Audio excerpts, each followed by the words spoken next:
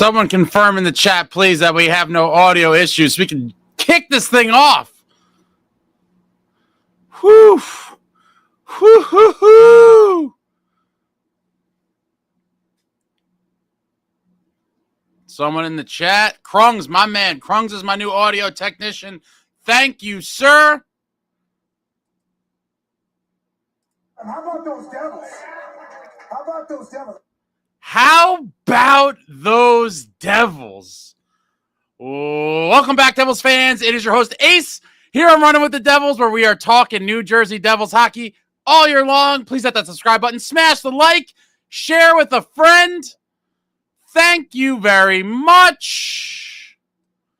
And for all of the prognosticators, the doomsdayers, the haters, and those of you that are level-headed and just wanted to see the boys come from behind once again, I must ask you. Are you not entertained? Are you not entertained? Are you not entertained? My God, where do we even begin? First, let's just start off with the win or lose, we booze. And tonight, or this afternoon, whatever you want to call it, we are drinking Victory Brews. I'm going with the Stella today. Cheers to all of my Devils fans. And wow. Wow, oh wow.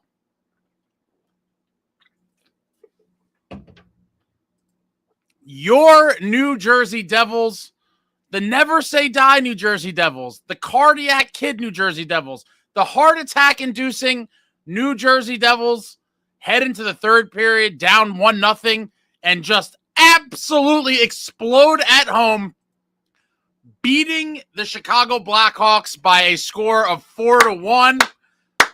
7 points secured during the 5-game homestand. A very respectable 3-1-1 stretch in the 5 games, getting 7 out of 10, like someone I know on the interwebs may have predicted. And that someone is your boy Ace. What another great prediction by the kid out here. 7 out of 10. It's what I was hoping for. It was my realistic hope. It was my prediction. 7 out of 10. Your New Jersey Devils are playing pretty damn good hockey right now. And what a third period. What an absolutely beautiful third period. We get to the game. Another great defensive effort in the first period. They, got a little lackadaisical over the course of the game in stretches, but first period, early on, Kovacevich deflects a Bedard shot that hits the post, one of the many posts and crossbars the Hawks hit on the day. That was a little scary. Jackhughes takes an early penalty. That was a little disheartening early on. I was like, oh, here we go. Other noteworthy events. Cotter completely bowled over Dixon in that period. The refs, I thought, were a little, I don't know what you want to call it, a little ticky-tacky overall on the day, I would say. We got a power play when someone cross-checked Nason. There was not much there, and I was like, my God, are they going to call the whole game like this? Listen, I'll take the power play. But terrible call, I thought, when we got the power play, that cross-check on Nason. Power play got some chances. Can't score. They officially go 0 for 11 on the last 11 power plays. Late in the period, Timo hits the post with about 45 seconds left. And overall, another one of these games, it seems like, in the first period, Hawks only 3 shots on goal in that first period. I mean, wow.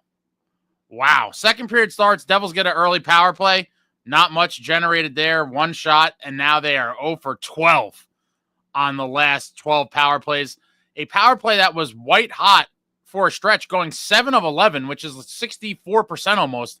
Obviously not sustainable in any sort of long duration, but to go from 64% on 7 of 11 to then go ice cold, 0 for 12, completely terrible. And then they get another power play not too long after that, and now it's tons of chances on that one.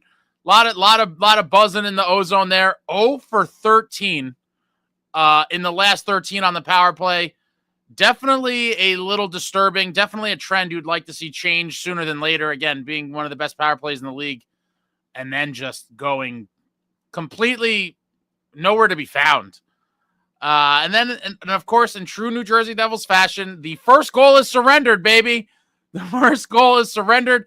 Hawks enter the zone off a rush, hit a post. The puck comes off the post, hits off Luke's face, and into the back of the net. Has to be one of the biggest fluke goals I have ever seen. One of the biggest fluke goals I've ever seen. And for those that are going to try to, I'm jumping all over the place here, but hate on Markstrom. Markstrom made some big saves when it mattered, including shortly after that fluke goal by the Hawks. They had the 1-0 lead. He made a big save on Teravainen, and then I think he had one or two others to keep it at a 1-goal deficit, because we easily could have been down 2 or 3-0 heading into the third. But, Markey held it down after that completely lucky fluke goal. Devils down 1-0 heading into the third. And at this point, I was like, dear God, there's doomers in the chats. I'm getting texts from a lot of my buddies like, oh my God, this kid's making his first NHL start. We're going to, another goalie we're going to make look like a Martin Brodeur Hasek fusion.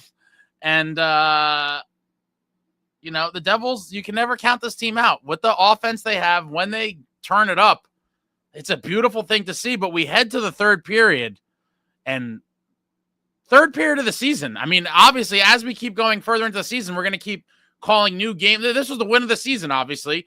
And the third period was the third period of the season. Third period, Mercer passes it to Timo. Timo tries to get it back to Mercer, heading to that. He misses him with the pass. It comes to Luke Hughes, and Luke picks it up and makes a beautiful backhanded pass to Mercer in front. It's in the back of the net. Great delay by Luke. If you rewatch it, he picks it up and he doesn't throw it right away. He holds onto the puck for a split second, and then he waits and he kind of fires it on the backhand to make sure there's enough speed to get it through the defenders. Mercer puts it in the back of the net at 2:45, and we have a tie hockey game. Life is breathed into the Rock. The crowd comes to life, a crowd that was probably very nervous as I was sitting home on my couch. But the Rock comes back to life, shocked back to life. Mercer, his 7th of the season from Luke Hughes and Timo Meier at 2:45 of the third, ties the game at 1. And now I'm just like, all right, now the building's jumping. The boys got to just jump. The pounce, attack, get it cracking, and just pedal to the metal. And the New Jersey Devils did not disappoint in what may have been the shift of the year, in my opinion. Shift of the year, that the Timo, Nico, Mercer line has the Hawks pinned deep, and they're just cycling. The Hawks cannot get it out. They're just cycling down low. Listen, when teams want to take away the rush, take away the Devils' speed, try to clog up the neutral zone, they're going to force them to do this. And the Devils are like, we've been practicing this because General Keefe ain't no dummy. We've been practicing cycling and keeping possession down low, and the Devils are doing a phenomenal job of it. Have the Hawks just completely pinned in. Nowhere to go. They can't get it clear. Guys are gassed. We actually get a change. The Jack line comes on, and shift of the season for sure. And the Hawks are about to get a clear, and Bratt just kind of ties a guy up. It gets in his face a little bit, and he delays, and then Bratter with the most heavier, edgier, more violent. This thing's itching me. The most heavier, edgier, more violent display from Bratter all season. Absolutely smashes my man. Boom! Smashes him into the boards, takes the puck, gets it up the wall to Pesce, and Pesce hits Jack break into the net, and Jack snipes one. A beautiful snipe from Jack at 10:28, giving the Devils the 2-1 lead. And not enough can be said about the shift before the Jack line jumped on, but complete domination.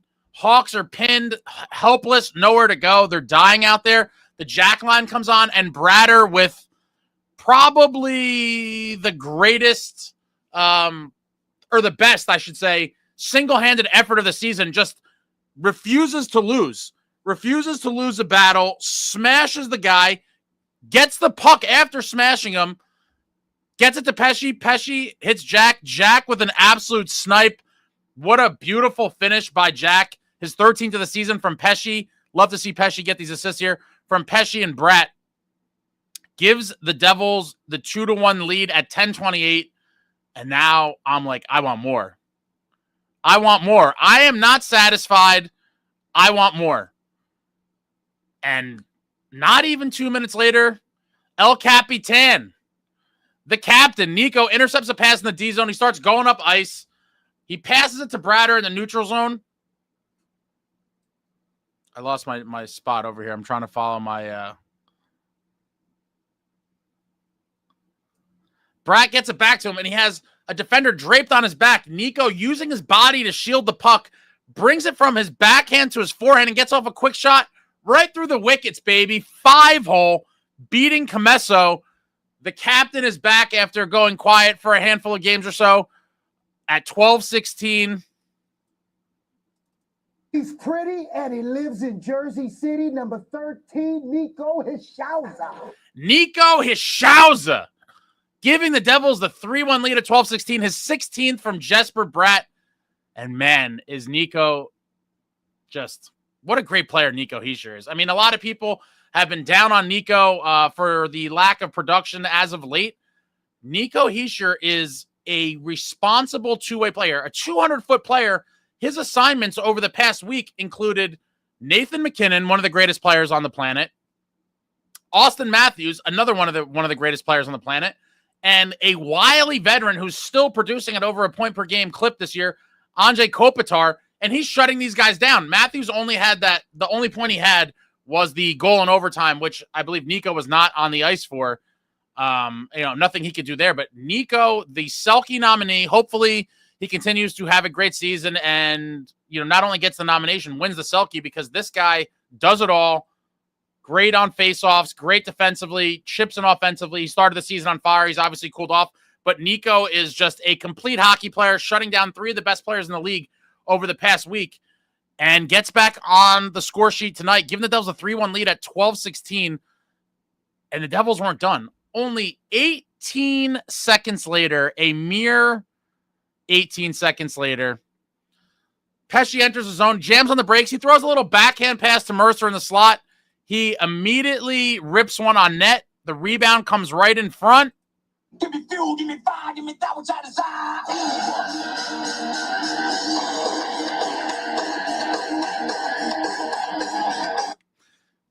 Timo fucking Meyer, baby. Timo time is alive and well. Timo's 10th of the season, assisted by Mercer, and another assist to Pesce at 12:34, giving the Devils the 4-1 lead.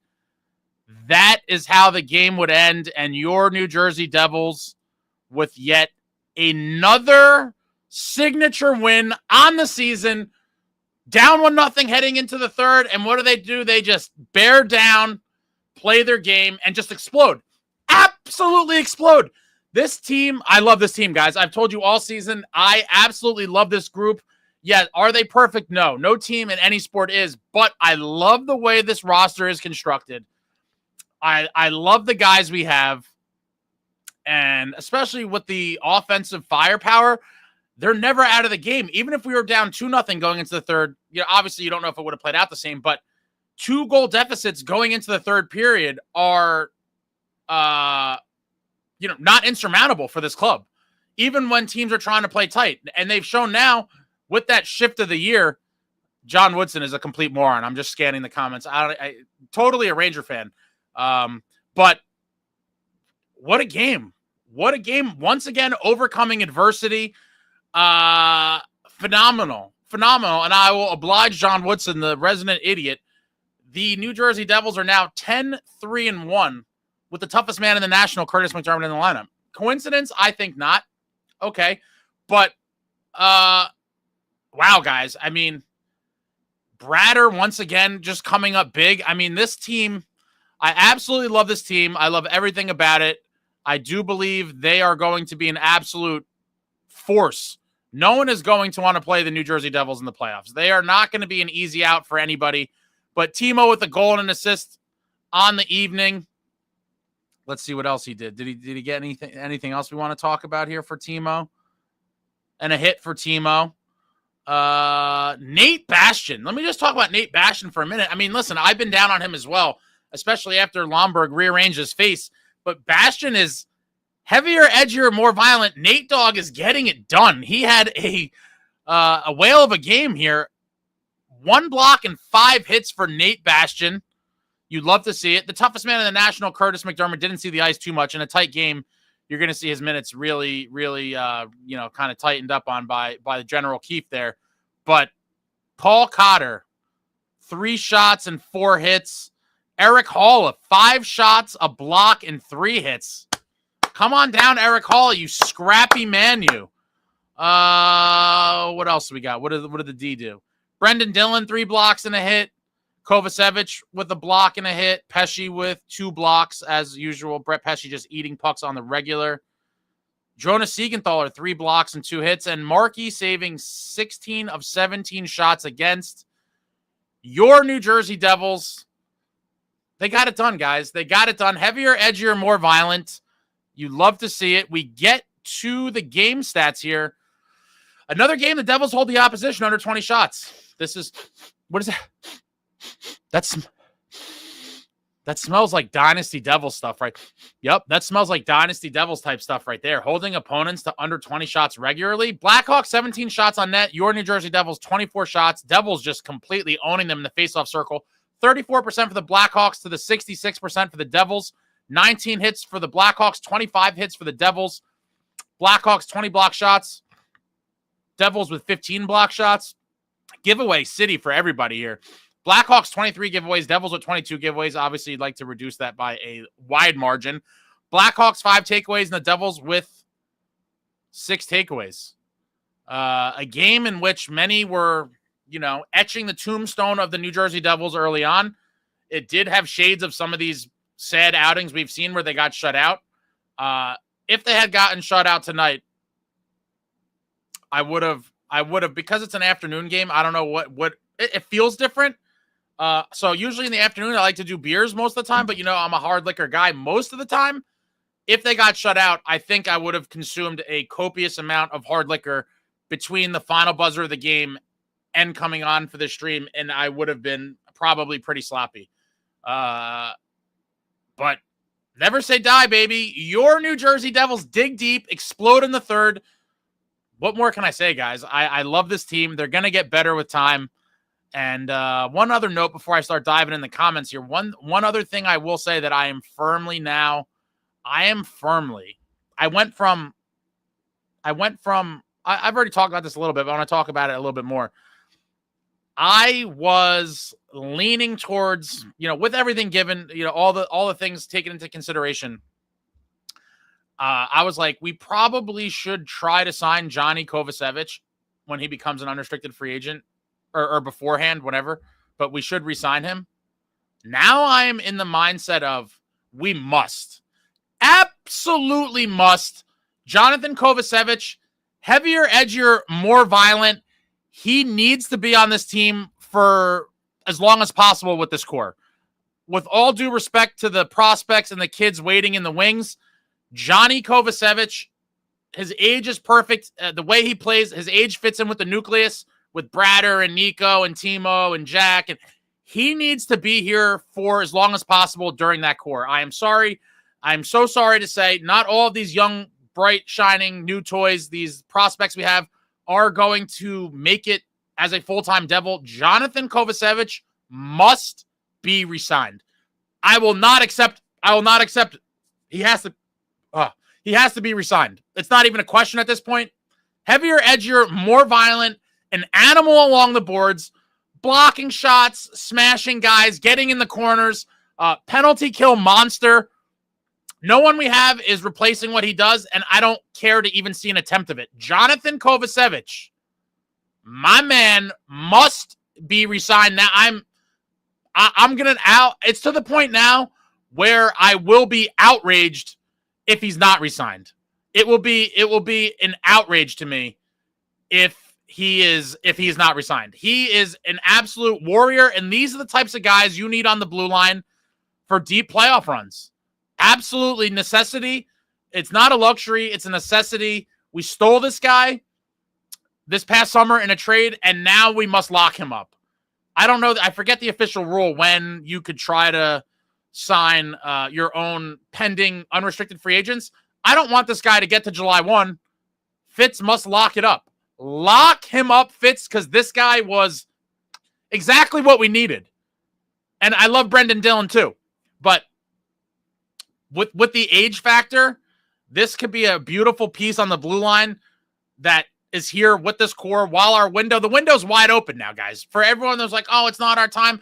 I am not looking down the road and looking to the future for, oh, we're going to be a real contender in this year. We are a real contender as of right now. Right now, Johnny Kovacevich is a win-now player, and he must be treated as such. Congratulations to him. Whether it does come from the Devils or not, he is going to be set for life financially based on the season, and good for him. Hopefully those checks he's cashing, or I guess direct deposit. This day and age, right, no one's getting actual checks. But the proverbial checks are coming from the New Jersey Devils, because I will be gutted if we lose this man. Absolutely gutted. It can't happen. He needs to be here long-term with this group. I will not accept anything else. But heavier, edgier, more violent. I got to do the plug. The winter hats. Got to plug the winter hats. Link in description. Keep your head warm. Support the channel. Running with the Devils, heavier, edgier, more violent winter hats.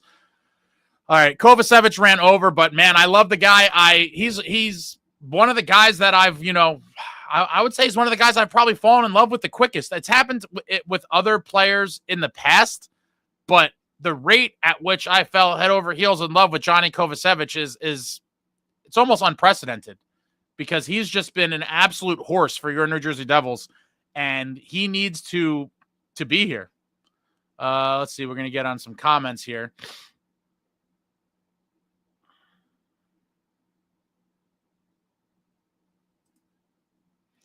Evan Markstrom's going on. Evan Markstrom doesn't get enough credit. Yeah, of course. And a lot of times when he gives up a goal or two with the low shot totals, people are like, but he does sometimes let in softies and then make crazy saves. And you're like, how is this guy that's making these crazy saves letting in these bad goals? It is what it is. Hopefully he starts cutting down on those and we see more solid outings. But he was a bank shot off of Luke Hughes' face away from a shutout tonight. And if it wasn't for that, our boy Marky would have had a shutout. And I said in I think the previous live that I expect one soon. It just feels like we're getting close and we're due for a Markstrom goose egg sooner than later. And it would have been nice to get it tonight, but he'll have plenty of chances. Dire Wolf, Jesper Bratt is loving up before our eyes. Now he's got a little piss and vinegar in his game, and he's hitting too. Such a beast. Jesper Bratt is easily one of the most underrated, underappreciated players in the entire league, period. He is super elite. There's all kinds of stats that suggest that I'm aiming to release it tomorrow. It's Saturday. I'm aiming to release it tomorrow, a video kind of diving in on some of the things about Jesper Bratt. But this guy is an absolute stud. He has been for the Devils for years. And for those that did not want to pay him the money when it was time to pay, shame on you and repent. Deposit your apologies in the comments, because Jesper Bratt is that dude. Absolutely that dude. What's going on? Britt and Emmy, what's going on? Let's go Devils. Bratt, heavier, edgier, more violent. Yeah, you'd love to see it. It was like a switch went off. I mean, you've seen Bratt throw hits, but that was like, that was something you expect out of like a power forward, honestly. That was like a Brady Tkachuk-esque type play. Like, just charges the guy and was like, I've had enough of this shit. Throws him up against the thing, roughs him up, takes the puck, gets it to Pesce, and then Jack buries it. I mean, what a single-handed effort from Bratt right there. You can't say it enough. He was just an absolute beast. Absolute beast.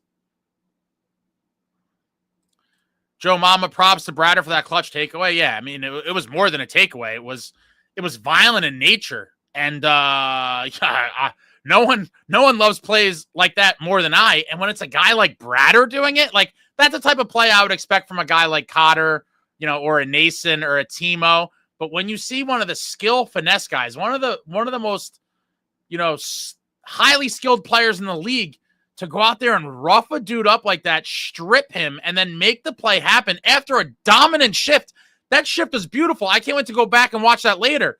The Hawks were just so pinned. There was nothing they could do, and we're just cycling it. And listen, guys, teams are going to continue to try to clog up the neutral zone. Oh, because the Devils can't score any other way, so we take that away, and then we have them beat. No. Nah. We showed tonight.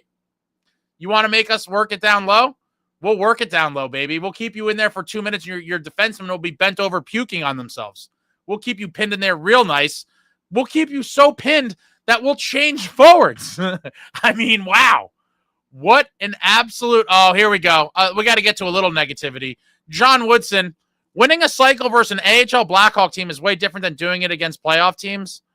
Oh, God. Zach, Bratter played amazing on that shift. Beyond amazing doesn't do it justice. It was an absolute poetry. It was just a poetic outing for the Devils, and that play by Bratt was just wow.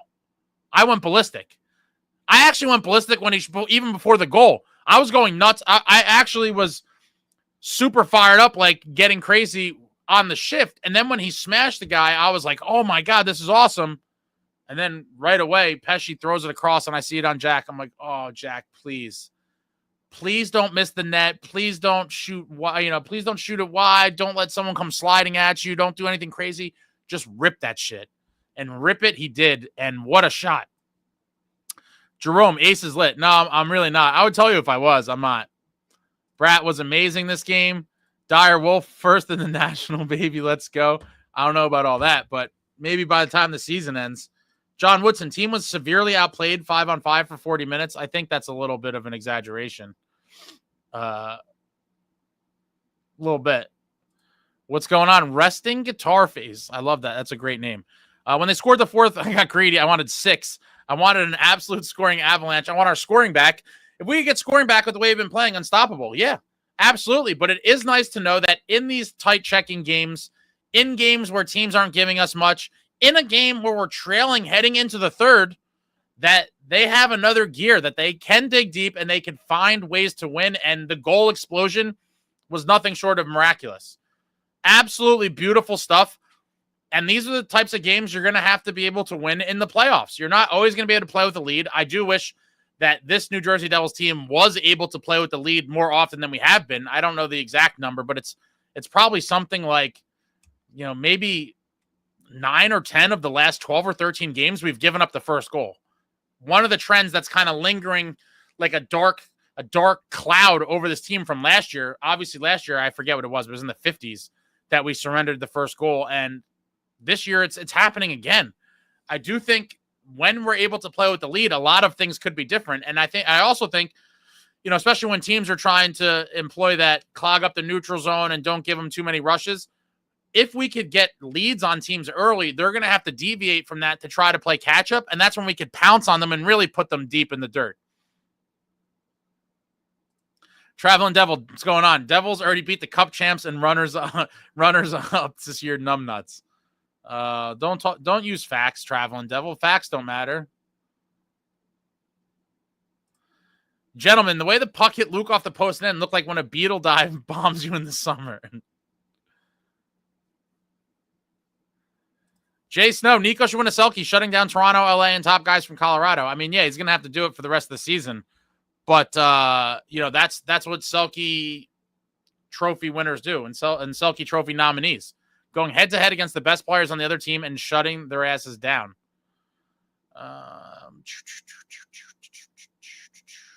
Michael Miranda, what a game, and defensively looked great. I mean, there was lapses where they were giving up odd man rushes as well. But overall, holding a team to under 20 shots, I'll take that any day of the week. Any day of the week. When will the 30-minute rant about McDermott win the Hart begin?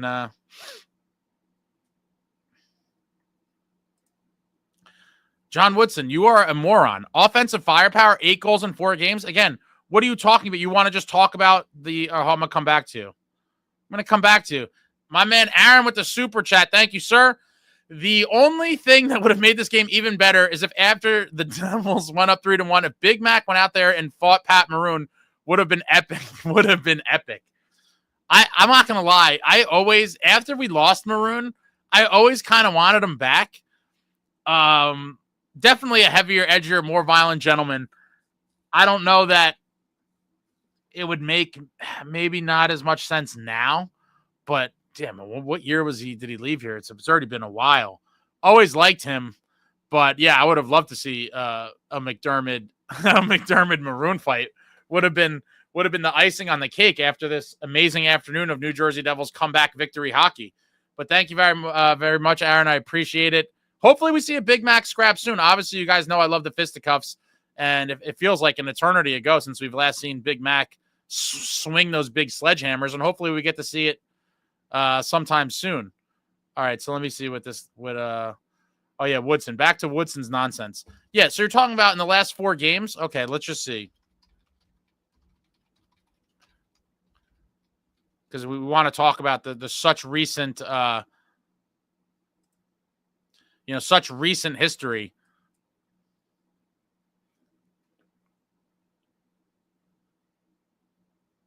Yeah, Devils are 7th in the league, bud, in goals per game.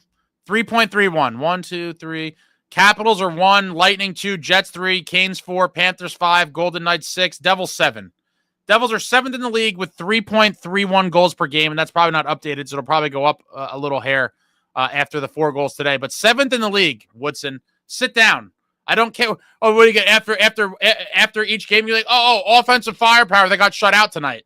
I keep saying bird's eye view. Look at the whole picture, not the little picture from 10 minutes ago. The whole picture. This is macro vision versus micro vision. You're stuck in micro vision.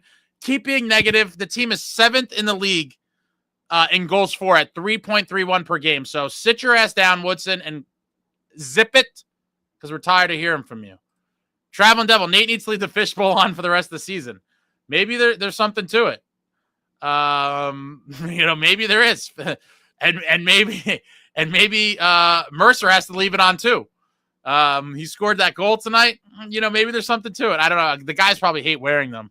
It obviously impairs your vision, and it's kind of annoying. So I'm sure as soon as the doctors allow them, they'll take it right off. True Patriots going on. Happy to see Timo Netwin today been getting robbed of the stat sheet. Yeah, Timo's a little streaky, so hopefully this starts a good one before we head on the road for 2 games. Hopefully Timo starts heating up, and we're celebrating Timo time a lot more often. What's going on, Amagi? This stateside green tea and vodka sucks. I'm not a green tea guy. I do like a lot of the stateside canned offerings. I do like all the different lemonades and the peach tea, and I've tried a bunch of the other ones, and they go down like water. I mean, I probably wouldn't hate the green tea, but I'm not a green tea guy. What's going on, Max? It's always a great day when the Devils win and Rags get spanked at home. 5 past Sturkin. Jason should not have to keep coming from behind. Got to fix this because it'll hurt bad in the playoffs, but exciting game. I agree. They have to really hone in on it is time to play with a lead. Let's get the first goal and play with a lead instead of having to constantly come back. DN 1891, third period comeback. Love to see it. Let's go Devils. Let's go Devils. And how about that third period comeback? Wow. What a game. What a game. The blood was flowing. I wish I went to this one. I didn't. I thought about it, but then I got lazy. True Patriot, John Woodson is a doomer. Yeah, we definitely know that. Selected Boy. What's up, Devils folks and Ace? What's going on, man? How are you? I can't fault Luke Hughes on that unlucky break. No, it's super weird. I don't know that I've ever seen a shot like that, like bank off somebody's face. Pretty wild stuff. Chico, once again, the word of the day, adaptation. They adapted well and took the W from a team they're comically better than. You'd love to see it. Yeah, absolutely. Absolutely. It's 4. I'm trying to see. Yeah, I try to read as many of these comments as I can, guys. You guys are freaking chatty. Like I said, after wins, everyone's real chatty. Real chatty. True Patriot, John, does not matter at the end of the day how many it takes to win a game. Just win in 2 points. I agree. Just win. People are complaining, oh, it's the same guys scoring. Like, what are you even talking about? I don't give a shit who scores. I don't care if the other team puts it in their own net. I just want the win. And the 2 points. The 2 points. Jay Snow, beer before liquor, never been sicker. Liquor before beer in the clear. Yeah, I know. I learned that lesson at a very young age. I'm like, yeah, that saying's true. I should have never drank those beers after the shots. I mean, we can't lose Johnny, dude. He's been way too valuable to this team. I think there is like I said, I don't want to go into the whole thing again. There's a lot going against us between guys waiting in the wings, how much he's going to make. There's going to have to be tough decisions to keep him here. but I'm trying to keep him here at all costs. Keep him here at all costs. I'm sorry, guys, if you have a favorite prospect or something, but he needs to be signed. Joe Mama, he does need a contract. I agree. Amagi, Johnny is legit my favorite player of the season. Jealous of my friend who has his hockey fights cancer jersey. Yeah, he's a player. He is a player, and Montreal's probably stewing, seeing what he's doing now. But you know, like I've said about Sharon Govich, that a lot of you like to bring up, when guys get more opportunity, increased roles, you know, more chances to thrive on a new club, they look like a totally different player than where they were before. And that happened with Sharon Govich when he went to Calgary last season. He came back came crashing back to earth this season after getting paid. But, you know, you go to another team, you get more minutes, you play with better players, yada, yada, special teams, and you look like a different guy. John Woodson, oh boy. Get rid of Luke, keep Kova. If you are on the win now mode, then you can't argue. There's no need to get rid of Luke. I'm keeping Luke and Kovacevich. True Patriot, Pesci and Covey and Dylan have been such great additions. Yeah, absolutely. Outside of Tatar, you know, no disrespect to Tatar, but outside of him, Fitz hit on every single guy that he got. You know, and some people are going to knock the Markstrom thing. But Markstrom has been, and his numbers now, they're again not going to be updated, but he's been playing pretty damn good as of late. And I expect him to be league average at worst case by the end of the season, and hopefully he gets hot.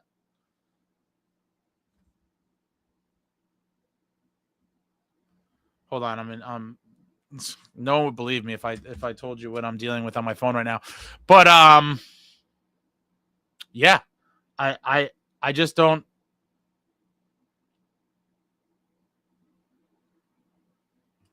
Sign code. Why is the solution trade Luke? Why is everyone going to trade Luke?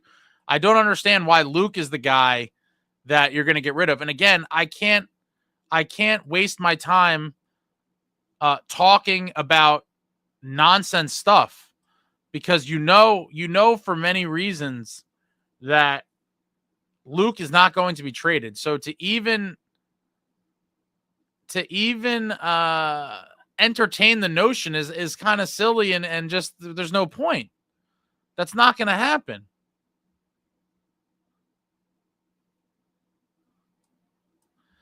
Kill for my honor.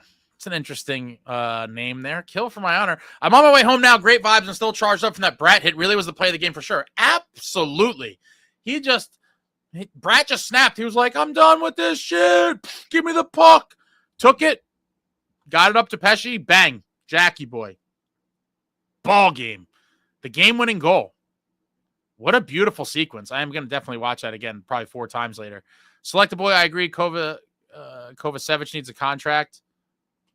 Chico 3-1-1 on this homestand. Looks like home games are finally starting to turn around. It had a little bit of a scary start, though. We had to win the last 2 to get to that point. We were 1-1-1, and it was like, oh, man, 3 points through the first 3 games. But they hit the mark. 7 out of 10 was the mark to hit, and they got it done. Krung says Woodson wrong. Pesci and Luke are also one of the top pairings in the league. Gentlemen, the obvious that Luke is staying 100%. What's going on, Garrett? Nico's defensive play should excuse all offensive woes. And by woes, you mean what? Not registering a point for a handful of games or so after starting off the season on a complete tear. At one point, he was on pace for like 100 goals. Michael Miranda, still early. They will get it going. The defensive structure is becoming great. The offense will get it clicking soon enough. 5-on-5, not running and gunning as often anymore means less like 80s style 8-2. Yeah. Yeah, and I think a function of that, you know, that's kind of been the multi-layered offense.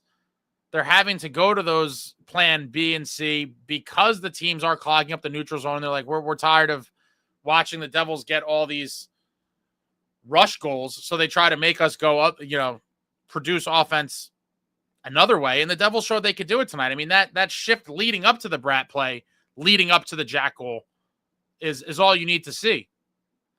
Gentlemen, Covey needs to say, yes, sign him for 3.5. I think I'm curious to know if he would take that. I do believe on the open market, we had a debate in here one night. I said I expected a team to offer him like, you know, $4 million a year for 5 years. But maybe, he does like New Jersey. He sees what we're building here. Hopefully he likes the area, and maybe he would sign a long-term deal here at 3.5, and I would sign that in a heartbeat. He's been phenomenal. If Luke stays, this is not win now mode. Like, where do you come up with this stuff? I know. Like, it's just crazy. Him and Pesci, I believe, are actually ranked defensively. The I guess expected goals per 60. I believe they're higher on the rankings than even, or at least they were not too long ago, than Kovacevich and Siegenthaler. They were both in like the top 8 pairings in the league. I mean, what more do you want? Chico, honestly, I'd give up a first-round pick just to dump Palat for the sole reason of re-signing Kovacevich. I mean, there's probably other places the money could come from. There is a bunch of guys, on 1-year deals or like in the second year of a 2-year deal, like Bastion falls off this year and D. Simone. Like, all those league minimum contracts add up. And that could potentially free up the money. But I'm thinking really more so than the actual money, because I think the money would be pretty easy to find with all those guys falling off.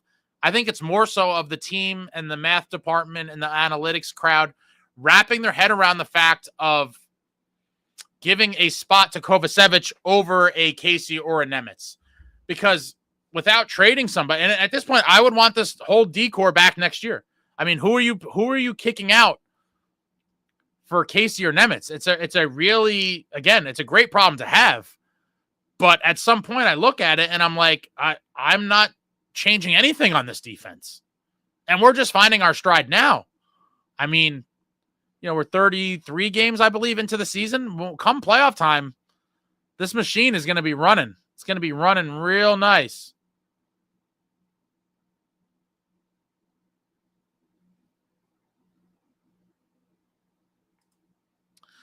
Michael Miranda, agree with you, Ace. Kovacevich was an absolute steal during offseason. Is proving to be a shutdown defenseman. Yeah, he is.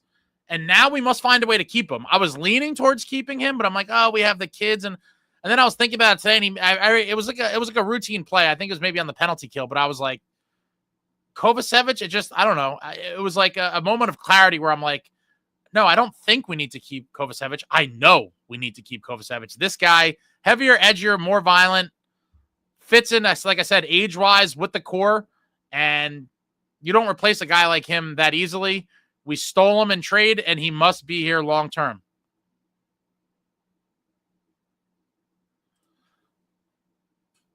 Tommy Lane, by keeping Luke, you keep Jack happy. Scott Niedermayer didn't score too much either.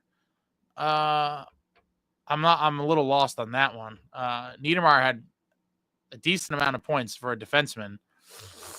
I'm a little lost on that one, but Traveling Devil, trade deadline is going to be exciting this coming year. Because of the Devils cap situation, I don't want to disappoint people, but I don't think there's going to be a big splash made. I really don't. I think it'd be depth pieces, if anything. Who knows? I could be wrong. There's a lot of hockey to be played between now and then. Things could definitely change with injuries or, there's tons of things that could happen. But at the moment, I don't expect like an earth-shattering move, but I do think we could get a depth piece or two, but I don't think it's going to be anything crazy. What's going on, John? If you want to re-sign Covey, we can't sign Luke at Jack levels or push Covey out. Maybe not. There's other money to be moved around. I just think it's more so than the actual money. I think it's more of an issue of, do they want to give him a spot instead of one of these kids they have waiting in the wings? Kevin G, someone needs to teach Hamilton how to skate with a sense of urgency. It does look like he's kind of like only 75% some of the time. But Max can give Luke a bridge deal saying we'll pay you next year. I mean, interesting thought. A lot of people have brought up. I don't know that his agent is going to advise him to go that way. It will be very interesting to see for sure. And I don't know if it'll be a bridge. I'd be curious. I feel like he's going to try to lock his money in, but we'll find out. John Woodson, do you trade Covey for a massive return? Absolutely not. No. And what's a massive return? Realistically, you probably could That would kill me. I'll tell you this. I will go out. I will say this. We're obviously going to the playoffs, right? If we trade Kovacevich at the deadline, even if we get a first rounder, I will riot in the streets. I repeat, if we trade Kovacevich while firmly in a playoff spot, which we will be, even if we get a good return, the highest return you're going to get is a first rounder. Even for a first rounder, I am not remotely interested. I want that man back there for the New Jersey Devils during the playoffs. And if that does not happen, if somehow he's traded, it would be a travesty. It'd be an absolute crime. Absolute crime.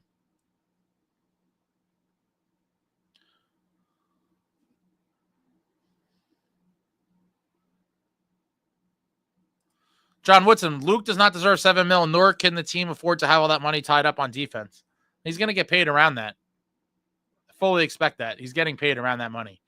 So get ready for it, Woodson, because it's happening.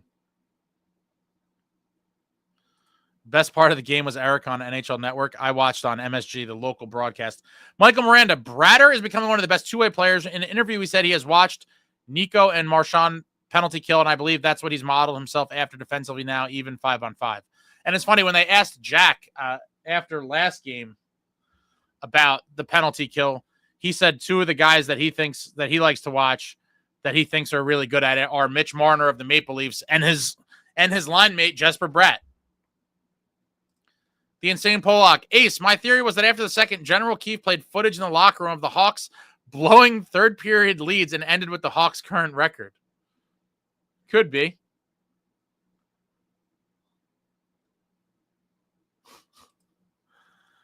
John Woodson was one of the more rational things you ever said. Love that.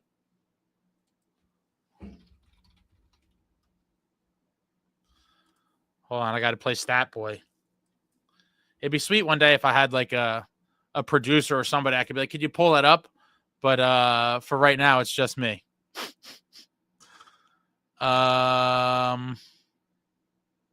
Oh no, there is no way the easy way to see this. I thought that they gave it to you.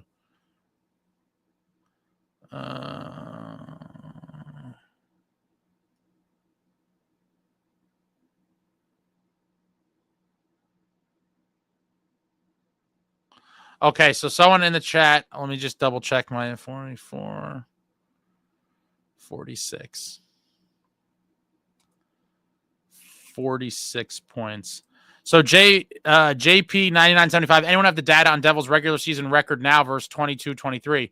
So after 33 games in 22-23, what an insane start because of that heater and putting points in the bank early is so crucial because they slid at points of that season. They were 22-9-2. So they had 46 points through 33 games. And this team is going to have 43, I believe. Today was the 33rd game, right? The NHL website didn't update. So you're talking about, right? Today was the 33rd game.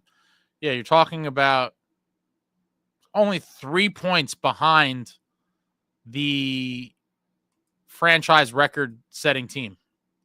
I would say that's pretty damn good, all things considered. Pretty damn good indeed.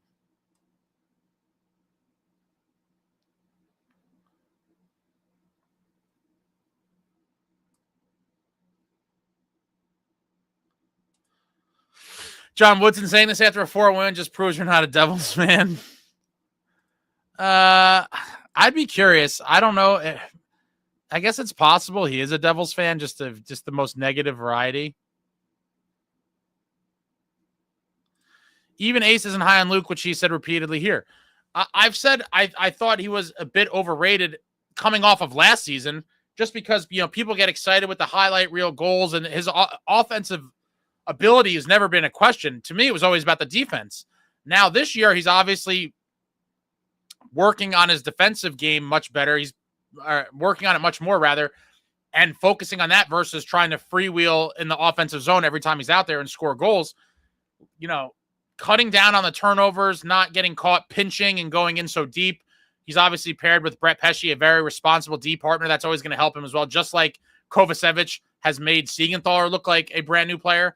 And so I do think since this season, in my opinion, he's gotten much better overall as a defenseman than I would have said in the summer, just because, you know, I like to see my defensemen play defense. I love when they can score and chip in offensively, but I also don't want you to be a minus and be on the other team's highlight reel all the time. And it felt like for a lot of last season that was happening. But he's obviously much improved this year, and every statistical, you know, thing out there proves that.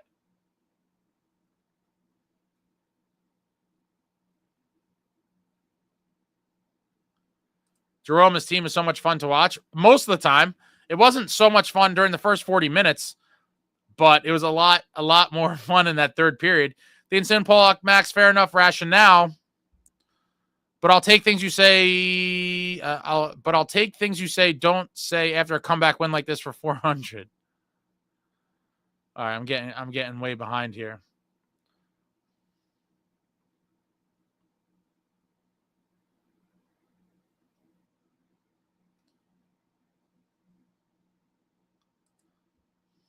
LS, you beat the Hawks. Wow, you guys are good. Okay.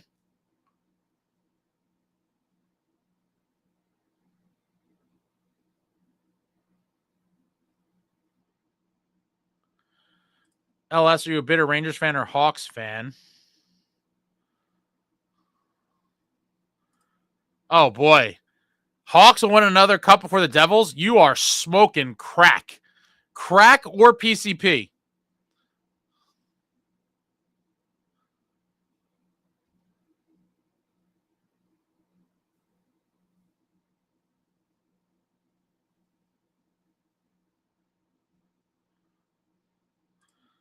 Manuel, great game. Could watch with my kids here in Switzerland. We went nuts. Cheers from over here. Cheers to you, Manuel. Hope you and your kids enjoyed the game. The New Jersey Devils gave you a pretty good one. Alex, Ace and Covey love story. Nah, dude, I feel you. I remember watching the Devils versus Habs and kept hearing Kovacevich's name. What a monster. Monster of a man. Delancey, I could do a duet with Arlette. Oh, boy. Abby, are you a singer, Delancey? You could block him should you wish. I think it's funny. Britt and Emmy, the difference of not falling to shit when the other team scores is a beautiful thing. This season is such a turnaround from the last. Feels like we were in every game till the end. Yeah, I agree. Obviously, last year under Lindy, we saw tons of just meltdowns. Like a team scored and they're just dejected. Then it was like bang, bang. 3 goals over the span of a minute and a half. I would come on here saying we got Vanacek'd. And then SST would tell me it wasn't Vanacek's fault, so on and so forth. And the losses would pile up.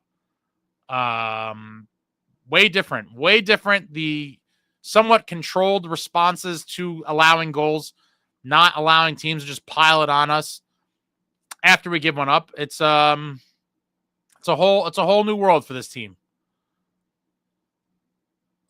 Joseph, we're first place in the conference. Woohoo!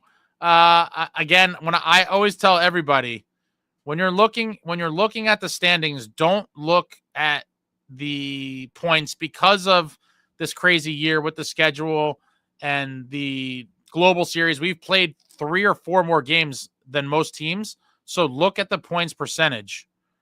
And right now we're third in the conference.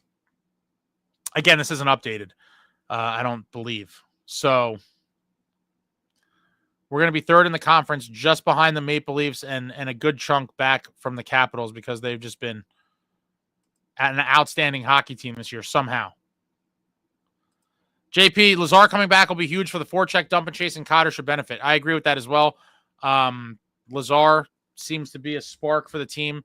I don't know, again, how far away he is from returning, and I don't think we'll know till we see him, take the ice. But look forward to that as well to kind of revive the fourth line. And I think Bastian might stick around now. I mean, he looks like the time off did him wonders. He's coming out there with heavier, edgier, more violent tendencies, throwing the puck around, trying to do what he can. Max, Holtz is a melting bust in the desert heat. Oh, man.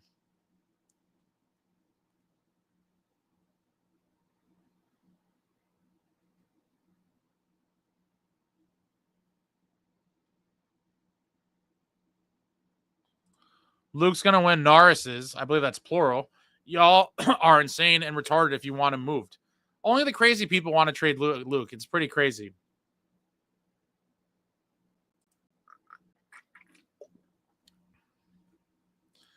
What a game for Timo. Give me fuel, give me fire, give me that which I desire.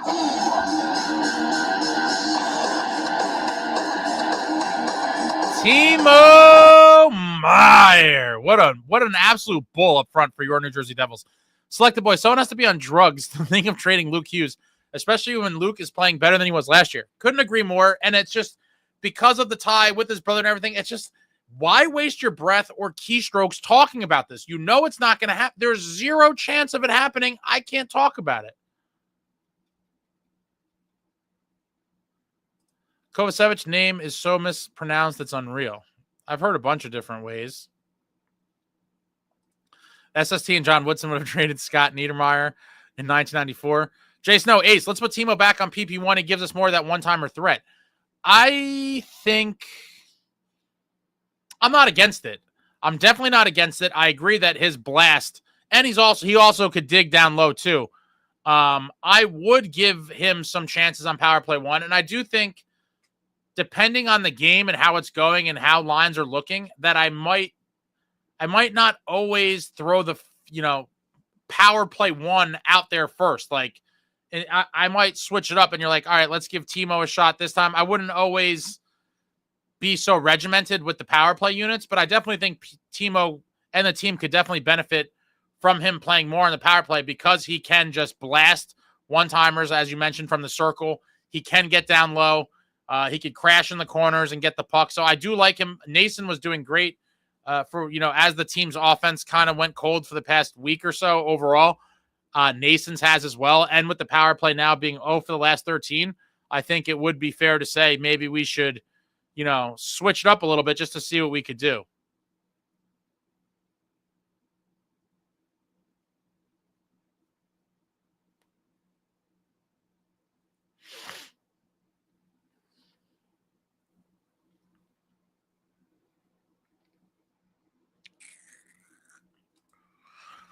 Who do you take off power play 1, Nason? So it is funny, and I don't know.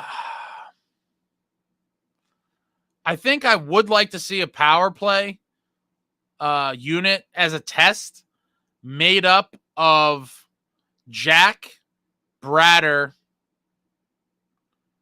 Nason with Timo. And I guess I don't really care if it's Luke or Dougie back there. Either one. I'm not as picky on the quarterback. I guess that would depend on what you wanted to. I probably would put Dougie because then Luke gives you a little bit more of a threat, I think, at least for slicing and dicing for power play 2.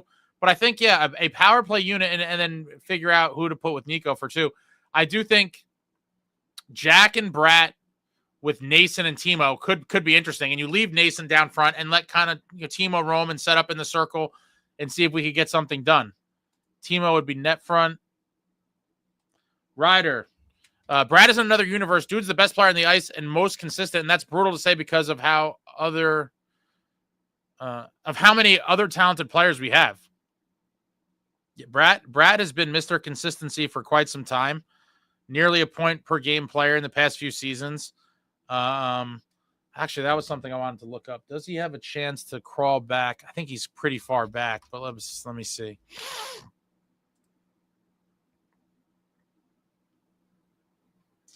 Yeah, I mean, if he has a long career, it's possible. Yeah, he has 400. Again, I don't know if this is updated. It might be 400. Yeah, 400 points and 504 career games played. So if he scores like 90 points the rest of his career, 90 plus points the rest of his career, he could potentially be a point per game player. But it is a pretty far hill to climb, being minus 100 at the moment.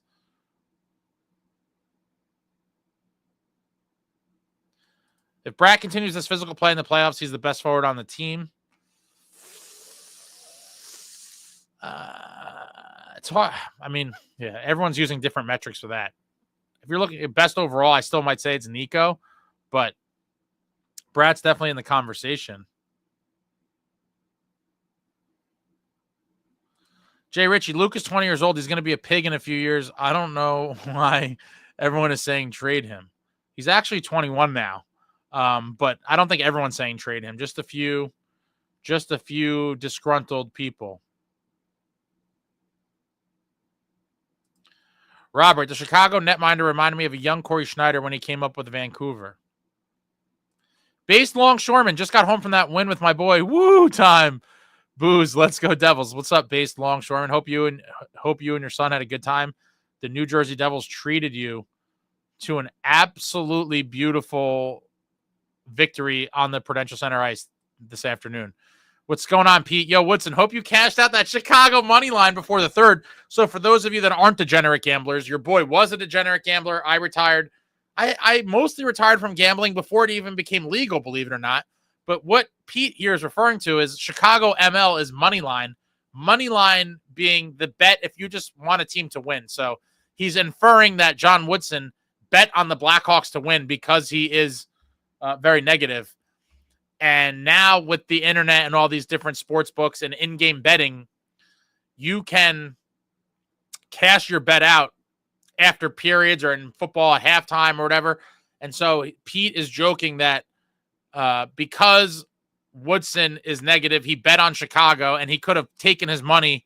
It's a lesser payout or whatever, but that he basically took the money and canceled the bet after the second period, obviously because the Devils won the game in the third and would have cost Woodson his bet on the Blackhawks in this event. Alex, overall, I think we agree we should change our back. Overall, I think we agree we should change our back end on the team. Obviously, would love to have Casey for the future, but just don't fix what ain't broke. Shouldn't. Okay. Shouldn't change our back end. Yeah, I love the defensive pairings. I really do. And I think it's a good decor for a playoff run. JP, Kaider is just a victim of shifting lines plus injuries to players who complement his game. Also, he's getting hit more and nobody's sticking up for him. Kaider can stick up for himself. He's out there throwing the body every night. I think he'll eventually start producing again, but it's obviously been a cold streak for him for a while. He started off on fire as well. Insane Pollock. Good thing the team came back. Are we talking about the drones again? Oh, man, there's crazy shit coming out, though. It is highly entertaining. It's looking more and more like, for those of you interested, it's looking more and more like it is the U.S. government's property, and they're just playing shenanigans.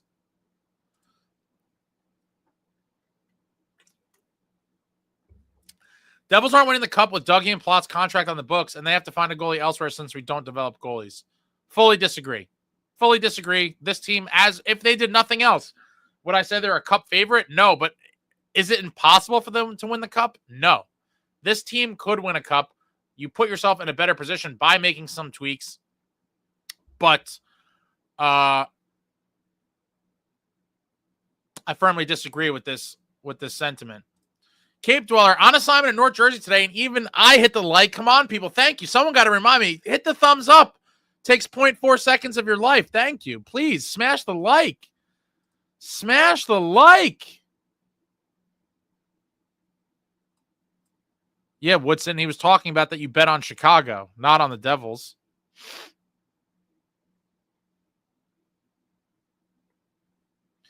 Niedermayer's 50, 60-point guy throughout his career.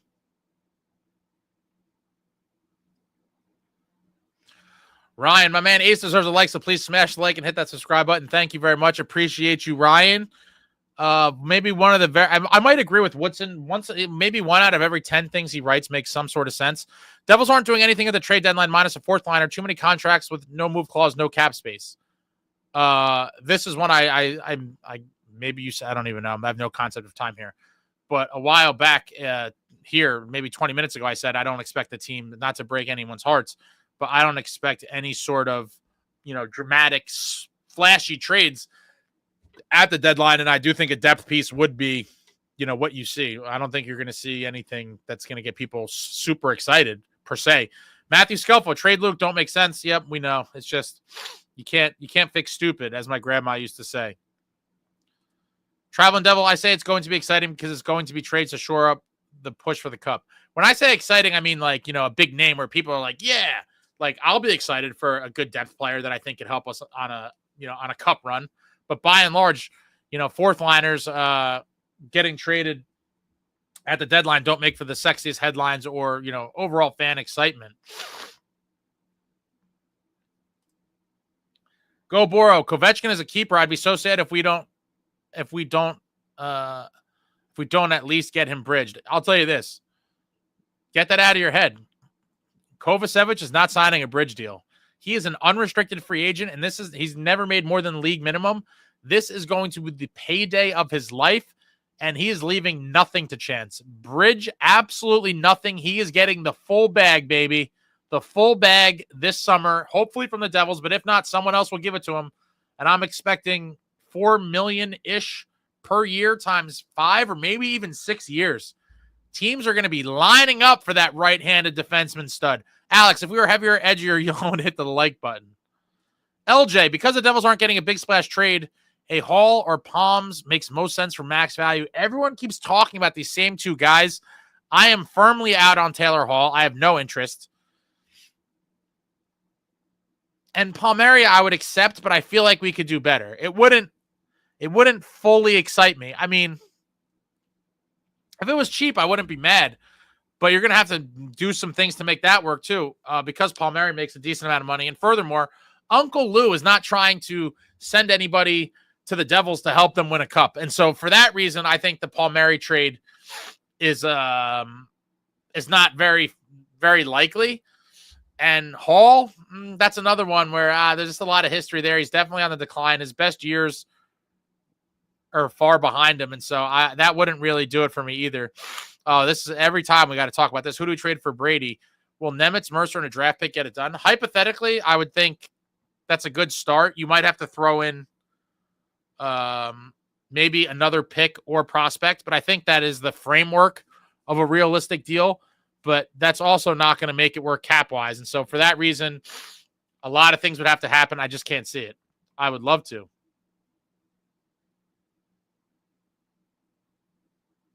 Would rather get Luke signed long-term. I'm sure his agent would be looking for that as well. I want them Brodeur pads as a 5K subs, I guess, reward. Britt and Emmy, keeping Covey on our back end is a must. Yeah, they can't... They can't do it. They can't do it to us. Devil's Trout says never Hall. Chico, Covey trade. What if he's part of a package for Brady? Ooh,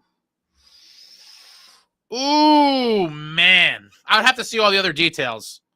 I would have to see all the other details. That's the only thing I'm even considering it for, though. For me, Brady is the prize piece. Brady is everything.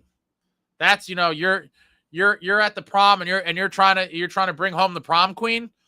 Brady is the prom queen. He is the prize, in my opinion. I would consider it. It would be a very conflicting moment, but outside of breaking up the true core, I'm doing everything I can to possibly get Brady Tkachuk. But I'm tired of you guys bring this up.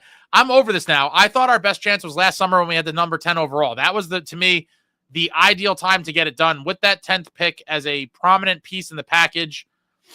I just can't see it happening now. I mean, as much as it pains me to say, because of cap and because of a lot of other things, I would love to see it. Nobody would be happier than me. I would immediately start the fireworks show and the welcome parade, but I just can't see it happening. The only bad, the only bad signing was Tatar LeBanc over Tatar. LeBanc was brought in into camp after we tried to sign him, but there was a whole bunch of bullshit, and it was easier for him to just go to Columbus. And so it is what it is. I liked LeBanc, and I was there in Philly. I talked to him in the locker room, actually. Had press credentials. Shout out to my buddy Jordan for making that happen. We went to that game in Philly, the last preseason game of the season when the main team was already in Prague for the Global Series, and we saw LeBanc get a hat trick with I think 15 seconds left in the game. In the last preseason game, there was tons of scouts there, and I basically asked. We were talking to him in the locker room, and it was like, "Well, congratulations, man! You had a monster preseason. Clearly, you're getting a contract from somewhere." John Woodson, you could trade a Kovacevich Mercer to a West contender and use it to dump Palat's contract to a third-party team for a top 6. Are you talking about both of them? I'm not trading Kovacevich to get rid of Palat. Doesn't do it for me. Ace, who do you think we will sign as the sniper that we need for the top 6? I don't think it's going to come, to be honest. I just don't think it's going to happen. I would love to see it happen, but there's really no way to do it without really shaking up the team, in my opinion.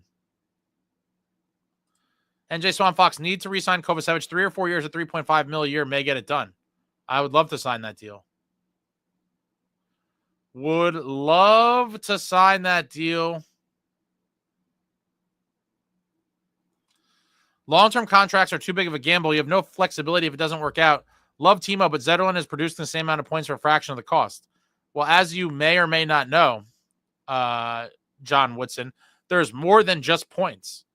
There is, a lot of other variables in the game that Timo brings that Zetterlund never could, including physical play, including getting under the skin of the other team, the little face wash special, pounding into the goalie. Timo is going to be, I have a feeling Timo is going to really open some eyes come this playoffs. Fitzgerald should have given Kovacevich extension already. If he doesn't, that means Kovacevich is leaving. I disagree. It's so early in the season. Has anybody that's going to be an unrestricted free agent been re-signed yet? I haven't heard anything, but I don't think so.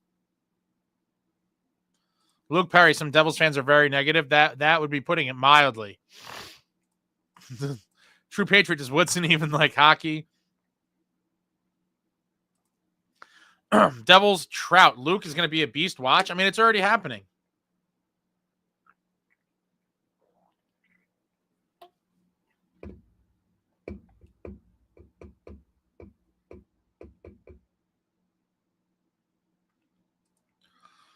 COD Visceral. Siegs has helped Kovo. Brother Siegs had an off year last year with injuries. Yeah. And being paired with Kovacevich has made Siegenthaler a new man and has a lot of us apologizing. I deposited my apologies in the comments to Jonas Siegenthaler weeks ago, maybe even months ago. It was very quick. Early on in the season, I was like, I take it all back. I'm so sorry, Jonas. I take it all back. You are not a bum. Not even close. You are one half of one of the best defensive pairs in the league.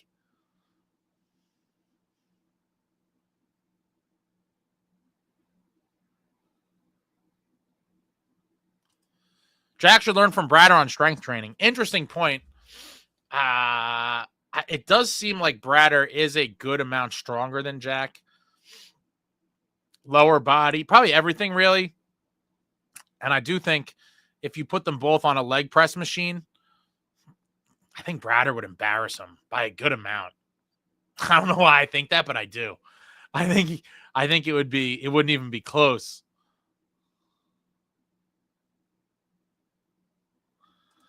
Insane Pollock, yeah, our luck. Kovechkin could become Marino. Marino looked like a beast early, and we all know how that ended. I don't think so. I don't see that happening to Kovacevich. He plays a simpler game. Physicality being a big part of it. That never was Marino's thing, and I just don't think that's ever going to go away. And I think now that he's been a regular in the lineup and he's getting more comfortable, I think Kovacevich is the man. Would be gutted. Would be gutted if he left.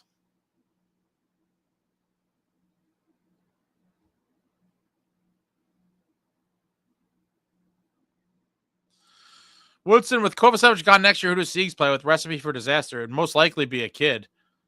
I don't want to see it. I want to see Kovacevich back.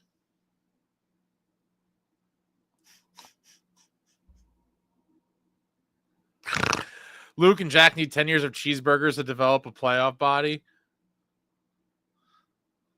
Oh, man. What makes you think Kobe won't sign here? Seems like he's enjoying his time here. I think he would want to stay here. What I'm saying is other teams are going to offer him money, a good amount of money. And again, with the, all of the other rookies we have, it may be tempting for the Devils to just bring up one of them. And I hope they don't. But really, it's like, well, what is your plan then? Seamus Casey wants to be in the league as soon as possible. As does Nemitz. I'm definitely not trading both of them. If the right trade presented itself, I would trade one of them. And I think at this juncture, we talked about this last stream too. If I had to pick one to keep, I probably would pick Casey just because Dougie isn't going to be here forever. And I do think, the offensive upside of Casey is something we would need on the blue line. It's not so easy to find guys that could do what he does and chip in offensively. But with that being said, even if we traded Nemitz, in the event we signed Kovacevich, it's like, well, then what is the actual plan even to get Casey to the NHL? Like, someone else would have to go. Like, it's a great problem to have, but it does put the team in some situations where it's a very difficult thing to make a decision on.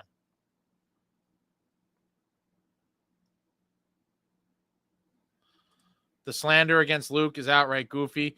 Zebra Games, what up, man? Let's go Devils.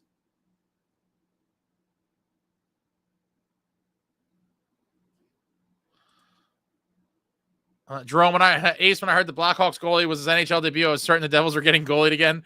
Thank goodness that third period. Me and my buddies were joking about that via text as soon as I saw it too. And then halfway through the first period, we were like, oh boy. Oh boy. And Max says, but Matthews and Marner wouldn't show up ever. Our guys can show up. You hope. I do think our guys, especially Nico, I think Nico has more guts and will to win than anyone on that Leafs team.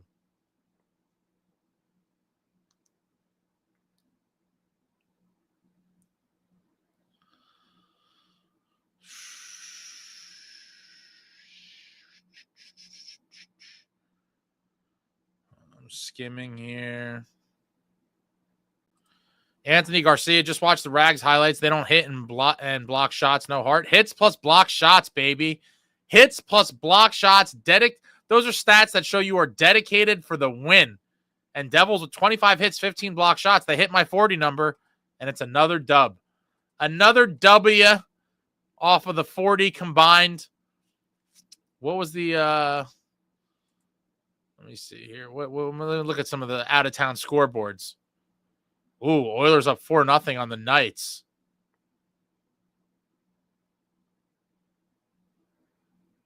Yeah, Rags lose another one, 5-1. Wow.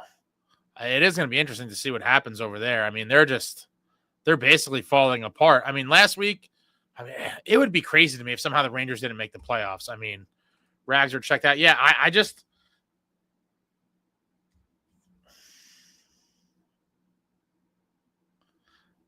If they don't make the playoffs, it would be one of the more stunning things in a while for me. Zebra Games, Brad is so underrated. Yeah, he definitely is. Brad needs to score in the playoffs. I think he will. I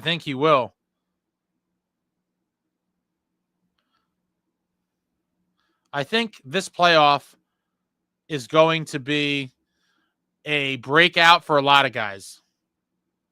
I think you're going to see Timo kind of have a breakout. I think Brader will. I think a lot of guys are. This is it now. This is going to be the second entry to the dance for a lot of these guys, and they're going to show what they got. Go Boro! Thank you for the super chat, sir. Win or lose, we booze. Absolutely. Let's go Devils. Let's go Devils.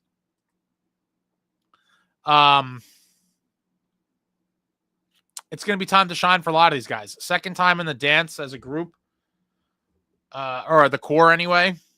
And they're going to have to, show us what you learned throughout the season and what you learned in that second round when Carolina battered us after we got through the Rangers. I do feel like if we were a little more rested, that 7-game semi-war, I do think, they didn't put us in the best position to compete against the Carolina team that is just lethal. That is absolutely lethal. What's going on, Maria? Rags or toast? I mean, it's not seeming like it's going to be too good for them. I still think they get in the playoffs, but wow.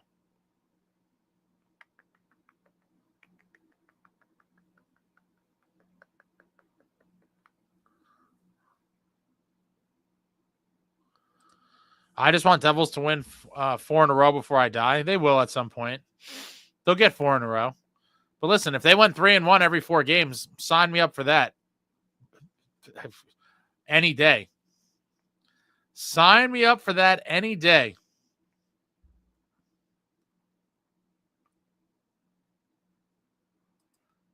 Everybody remember this about SST. It's so funny. He's so adamant about this. He is going to get several offers for more than $2.5 million. I think this is one of in a history of terrible takes from SST. This might be his worst. Hold on, I'm going to screenshot this one because I forgot to screenshot the other ones.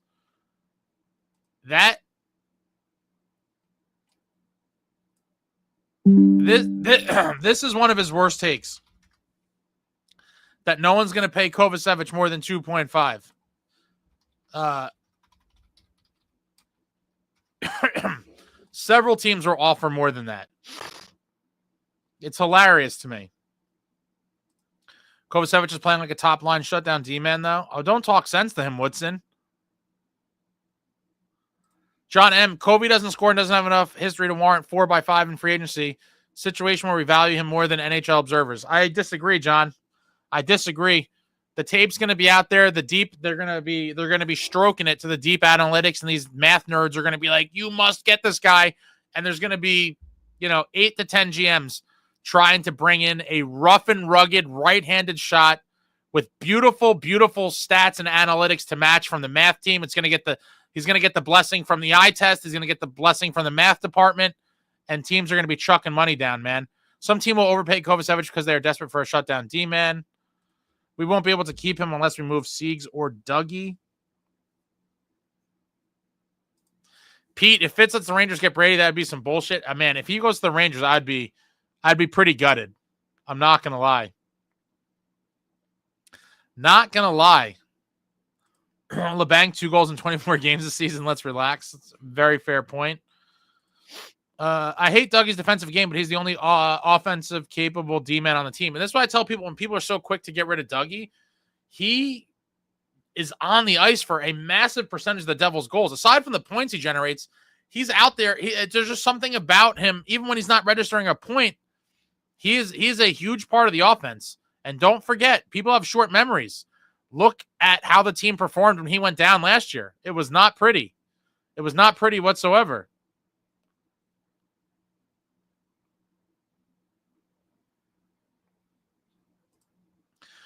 Is there any other Askarov types out there we could trade Nemitz for? I don't think so. And I'm not going to lie. I made videos about it in the summer. I wanted Askarov bad. I thought it would have been a perfect tandem, him and Markstrom, and then him taking over for Markstrom, in a year or two. But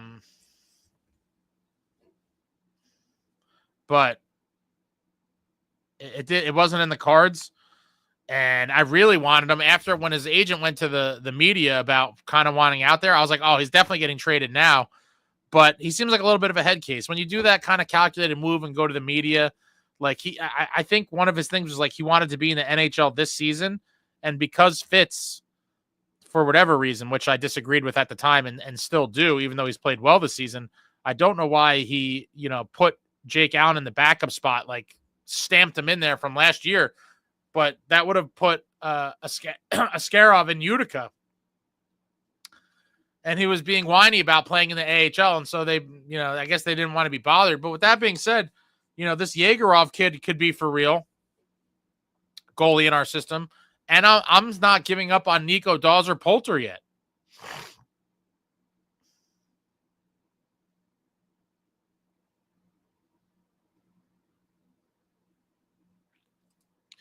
Zetz has a little sandpaper, not as much, but some. It's nowhere near though. Come on, Timo Meyer and Zetterland. I mean, listen, I like Zetterland. I wanted him to be one of the next guys to come up, but when you want to bring in a guy like Timo Meyer, you're going to have to give something to get, and unfortunately, he had to go the other way.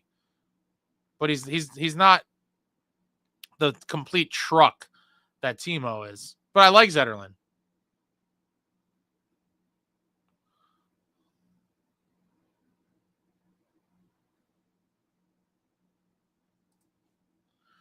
Carson Cooper, Bratt was a freaking bulldog crashing the boards in that second goal. Love to see it. What an individual effort. I mean, and to see a guy like Bratt just rough a guy up and just bring him to the boards and slam him, take the puck, and just make that play happen all on his own. Absolutely beautiful. Yeah. Yeah, Zetterlund and McLeod is what the bottom two lines. Yeah, if you had those two back with the lineup we have now, it'd be phenomenal. Insane Pollock, can we trade Woodson to the Avalanche to join Team Wood? Miles Wood, Wedgwood, Blackwood. Jackson. Luke was hell of a nice guy when I met him. Great to see he's playing good now. Other than the one goal the Blackhawks had today, embarrassing.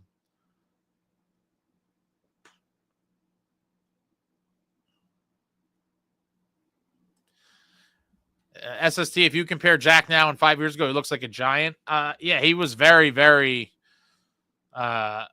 childlike when he first came to the Devils, and he had a couple fairly intense, it looked like, with his brother's training, or at least Quinn, lifting and stuff. But I still think he could get bigger, but definitely not nearly as scrawny as he used to be. Max, does Kovacevich want the money or the wins? That's the question. I think contending teams that aren't absolute garbage, I'm sure he'll probably try to weigh both. But in the end, he is looking to set up the Kovacevich bloodline financially, and he will. And I think he will get all types of suitors throwing money at him. It'll be interesting to see how it plays out. I would love to just lock him up, but who knows where the Devils' heads are at. The only reason, the good thing, I think, or the thing that gives me the most hope and optimism about them maybe keeping Kovacevich is the fact that the analytics are so good on him that's going to help his case out.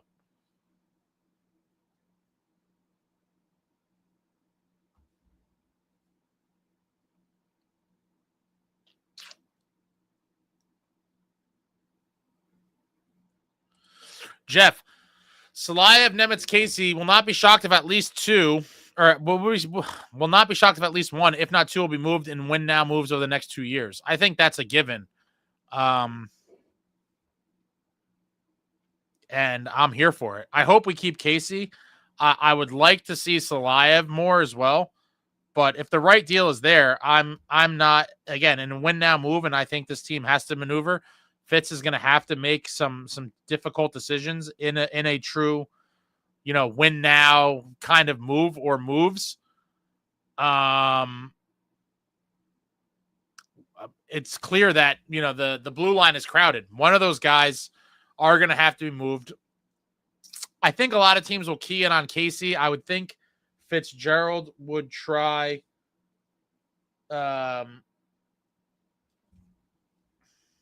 to keep Casey. But if the right deal is there, I'm not saying no to any deal, a big deal that involve any of those guys, but I would try to keep Casey and Salayev. Nemitz has already been in the NHL, so I think teams might be a little more comfortable with him, but who knows? I'm sure there's teams that would love any three of those guys. The question is, do they have somebody that can help us win now? Pete, there's no staying grounded in this fan base, Brody. Eric, yo, Ace, certain number of games you plan on going to. Fam and I are going in April against the Penguins. Certain number of games. I usually go to 12 to 15-ish or so. I think I've already been to 6 this year. I usually make it to a dozen to 15, and I usually decide the day of. I'm very, with being busy and just a lot of other things. A lot of times it will be a game day decision in terms of what games I go to. I almost went today, but I was like, Saturday afternoon, I wouldn't mind just laying on my couch and being a bum. I do enjoy that a lot. Rags are cooked. Ryder, Drury lost the room. It's actually a shame because I like beating them, honestly, but this team is a lost puppy now. Select the boy. Two things are consistent. Devils beating the Rags in the playoffs and the Canes getting swept in the conference finals. Go Boro. We have our core of Nico, Jack, Brat, Dougie, but I love our little heavier, edgier, more violent core of McD, Cotter, Dylan, Kovacevich. No, and you need those guys to win in the playoffs. That's why when Fitzgerald in the summer in that interview, when he came out and said, get a little heavier, get a little edgier, a little more violence, was music to my ears. When he said that, I was like, what? I was like, let's go. It was the most I don't know what you call it, uplifting or I don't know a good term for it, but or overall exciting. When I heard that, I was like, please now deliver. And he did. He certainly did. And you see it in the standings and on the ice. The results are there. Max Kovacevich had second most ice time for defensemen on the Devils today by 18 seconds. Number one was Pesce. How many times did I prove Ace wrong? Countless times. SST, put down the crack, my man. Put down the crack. Yeah, Woodson got jokes too. I've never seen the software work. Woodson, post the link, please. Post the link for your show, Woodson. You talk so much shit. You know everything. You want to talk about technology. Woodson, show your face. Put the link in the thing for whatever you're on. I implore you. I beg you. I beg you, Woodson. With all the shit you talk, post something in the thing for us to watch.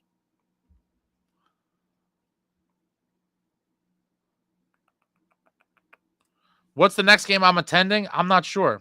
Not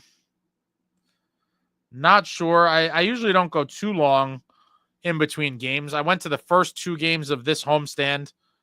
That terrible. Oh, the Kraken, the nice Kraken win to start it off. And then the absolutely atrocious Avalanche shutout. That was terrible. Absolutely terrible. Who do you predict for the Eastern Conference Finals? I'm sticking with my preseason prediction, which featured your New Jersey Devils to make the Eastern Conference Finals. And the second team...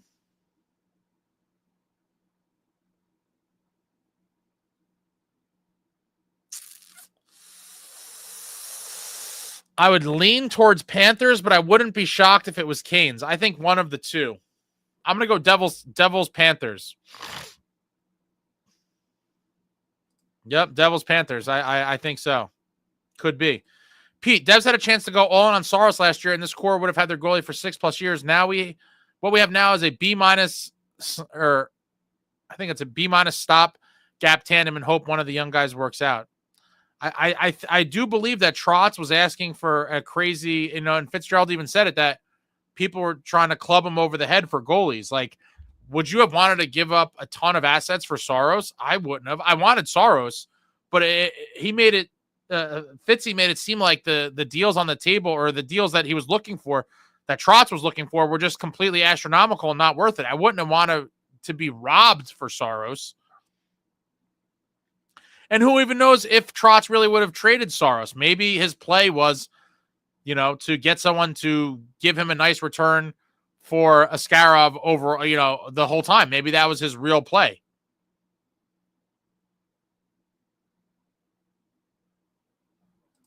Devils Panthers Eastern Conference Finals would be great, but Devils Maple Leafs Eastern Conference Finals, what I'd love to see.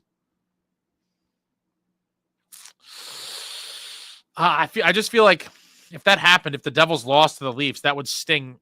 I mean, it would all sting me pretty badly, but I think with the whole Keefe connection and everything, losing to them and putting them in the Cup Finals in the first time forever would sting a little bit more than losing to the defending champs.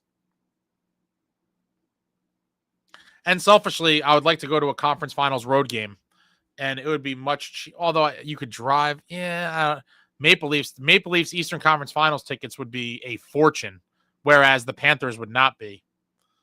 So selfishly, I would rather see the Panthers for a variety of reasons.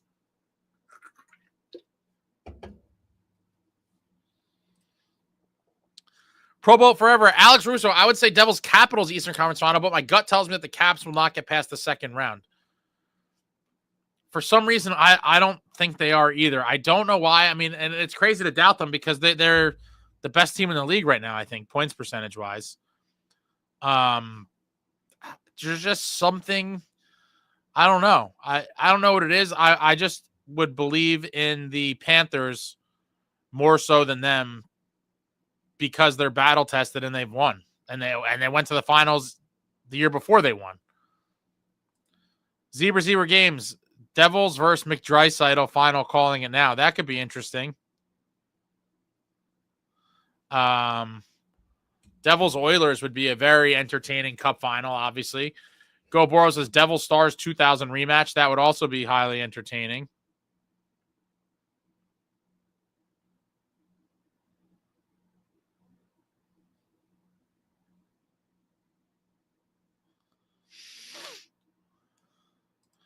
Luke Perry, who was the dickhead Fitz was referring to when he said he wanted no dickheads on the team? I don't think he was referring to a specific player. I just think he was making a point of like, we don't want, locker room headaches.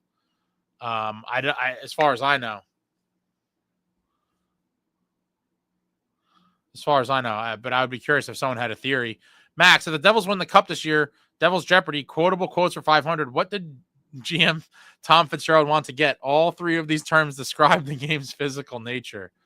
Let me think about that one. What is heavier, edgier, more violent? That is correct. Cisco Kid, Woodson supplies the crack to SST. Someone else with the correct trivia answer there. What is heavier, edgier, more violent?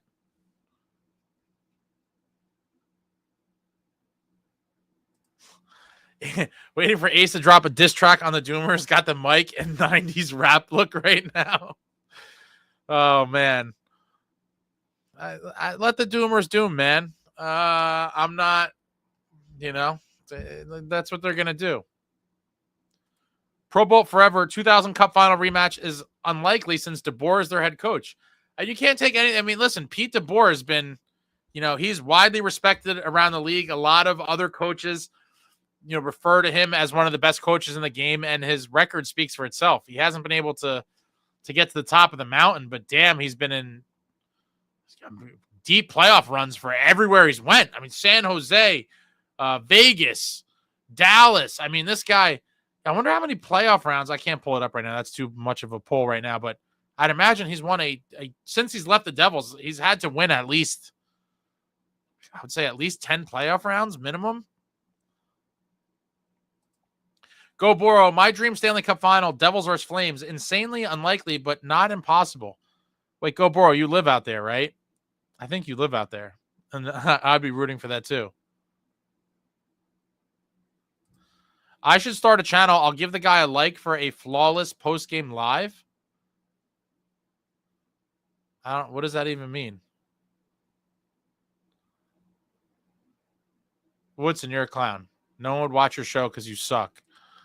Select a boy. Go Boro. But with all the noise that Maple Leafs fans were making, I could care less. I mean, they are a fairly, I would say, I don't know if you want to call it cocky, but, for a team that hasn't done anything anytime in most of their fans' lifetimes at this point, like what is the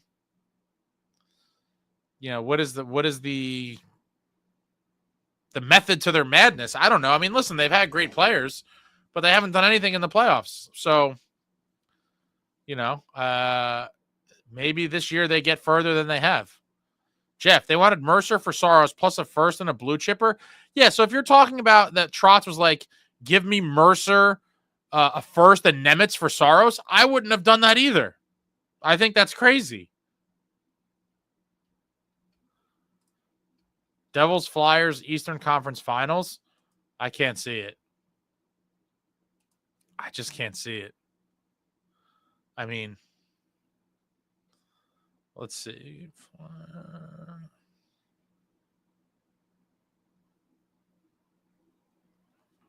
Anything's possible. That would be wild. I hate the new playoff format too. I wish they went back to just doing 1 through 8 and then reseeding after every round. I mean, that was the most logical thing. This current playoff format is trash. I don't know how the players approved it. They should have, as part of one of the CBAs, they should have tried to negotiate it back to what it was. I think it was so much better. But for what Askarov went for, I wish we'd been able to get that. New Jersey was always going to have to pay way more. No, that's what broke my heart. So after Askarov's agent went to the media, then the writing was on the wall that it was inevitable he was going to be traded. When the trade got announced, I was like, damn it, how are we not in on that? Because I would have gladly paid that price for Askarov, but it wasn't meant to be for whatever reason. And, now we have to hope one of the goalies we have pan out, but we have a ton.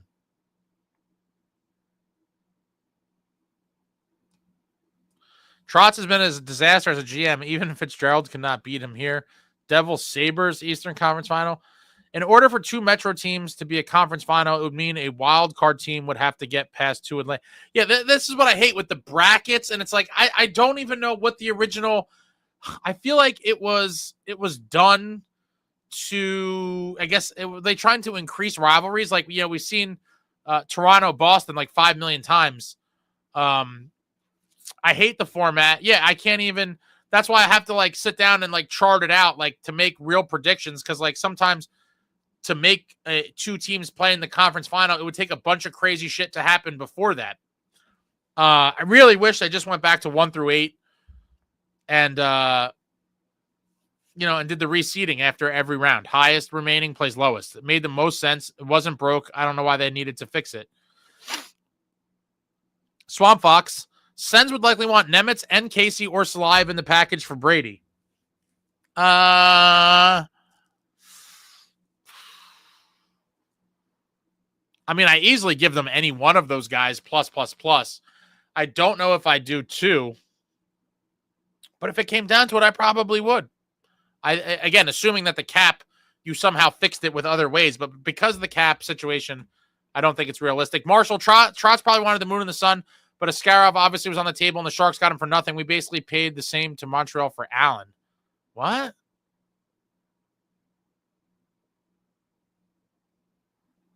Didn't we give him a second rounder? Or a third rounder that becomes a second if the condition gets hit, which it won't? Or was it the other way around? Hold on.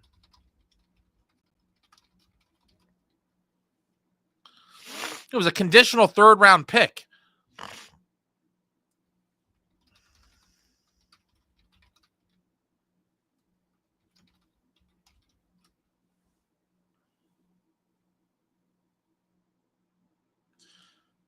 Yeah, he got traded. He got traded for a first-round pick and 2 prospects. I mean, that's nowhere near the same. Sens defense is anemic as hell. I'd say yes to any of those. Swamp. Zebra games. Fitz trade for Henrique and make a Devils-Rangers conference final. Be 3-2 at home in OT and redo the Henrique goal and verse the Kings in the final again, but reverse final. Oh, man. Henrique, it's over. What a beautiful night at the Rock. Probably the single most, or it's in the top few moments of the Rock's history. It would probably be number 1 on a lot of people's list. It would be hard for me to pick either that or 552, but those are the two most monumental moments at the Prudential Center. Jeff says high price, but I'd do it. Go Boro. Heavier, edgier, more violent is the real ASMR for us Devils fans. Felt so good hearing that.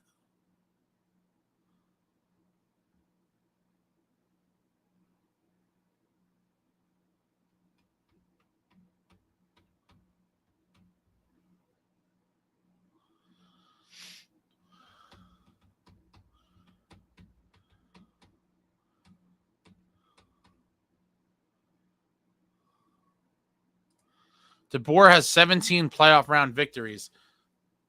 Those are all, yeah, but how? So what is that? Those aren't all after. That's including the Devils, though, right? And anything. Let me see.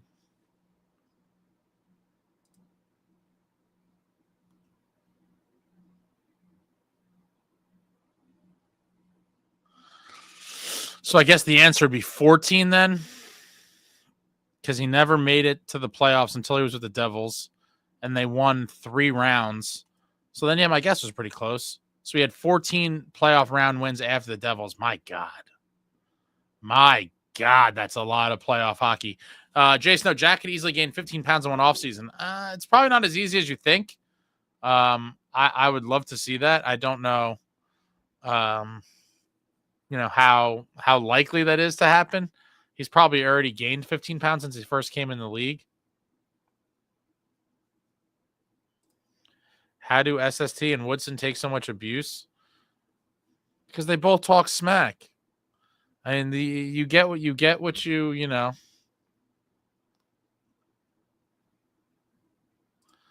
Max, the only problem with 1 through 8 now is that there were 3 divisions. Now it's only 2.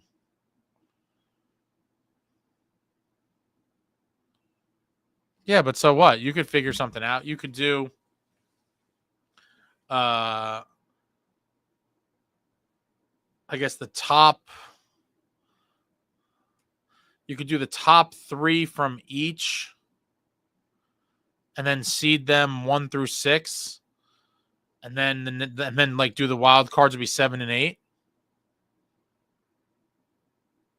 Yeah, I don't know why that you still couldn't. You could still do it.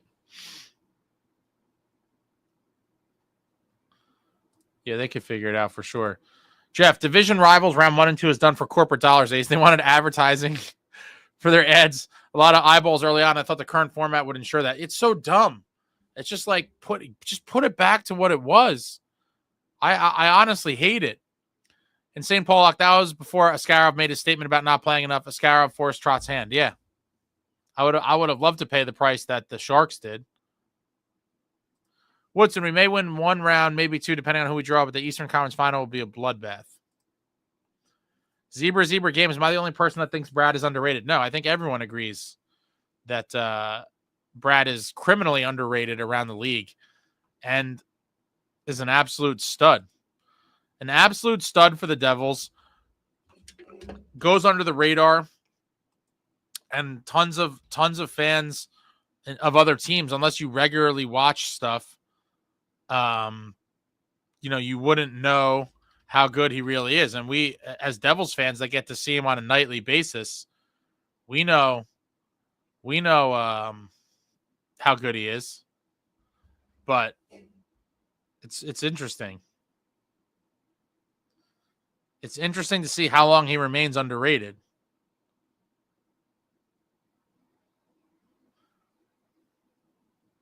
I suspect not much longer. SST, Devils are playing Canes or Caps in the first round unless they win a division, but that won't happen, and Devils are not getting past both said teams. Do you think they wouldn't beat either one, or you just don't think they could beat both?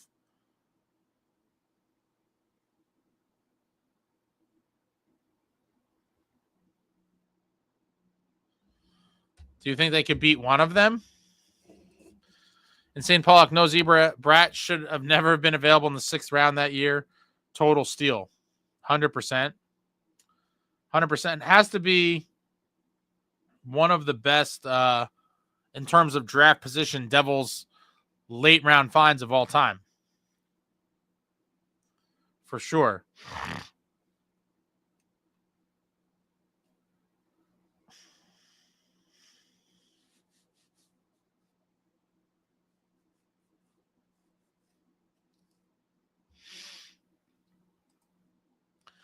Zebra games. You should check out the FPHL. I root for Black Bears because my dad goes to games, and one day I might. Plus, they won the cup last year.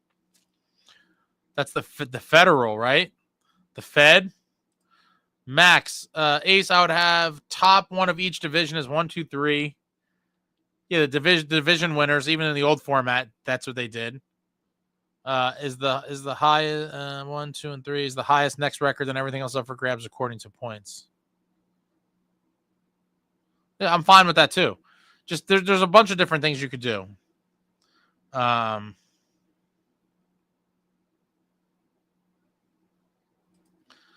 What's going on? Collect records. I know I'm late to the mix, but wanted to say that third period was huge, and let's go Devils. Let's go Devils. What a win. What a night. What a comeback. Zebra games. I live on Long Island, so I go to Isles games. Okay. My buddy's a big Islander fan. Shout out to my boy Pat. Went to elementary school together. He was always rocking Islanders gear. We went to we used to leave high school early and go out to Nassau Coliseum.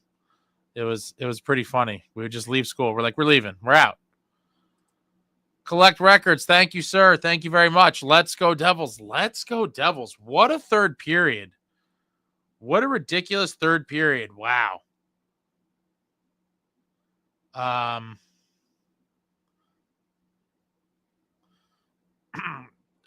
of the best comebacks in quite some time.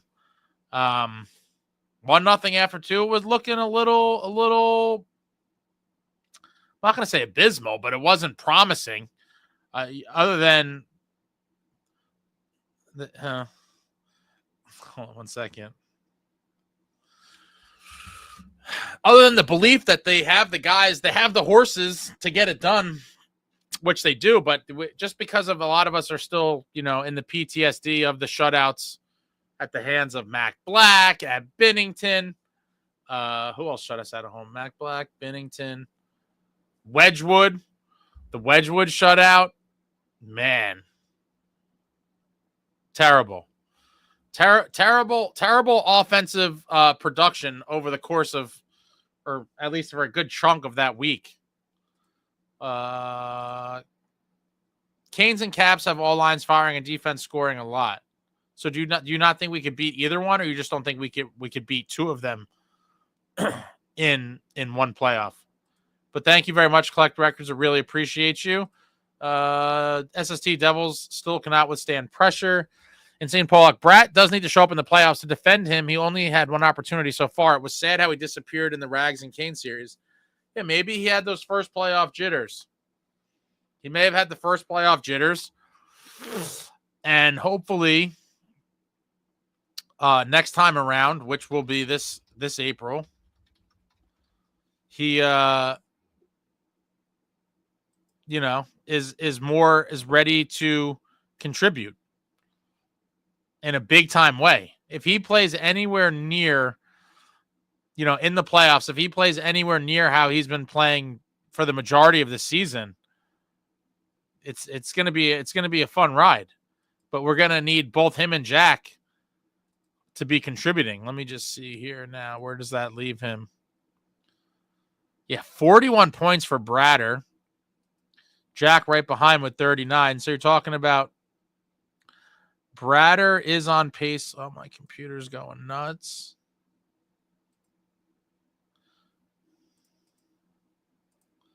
Bratter is officially on pace for 102 points. He's on pace for 102.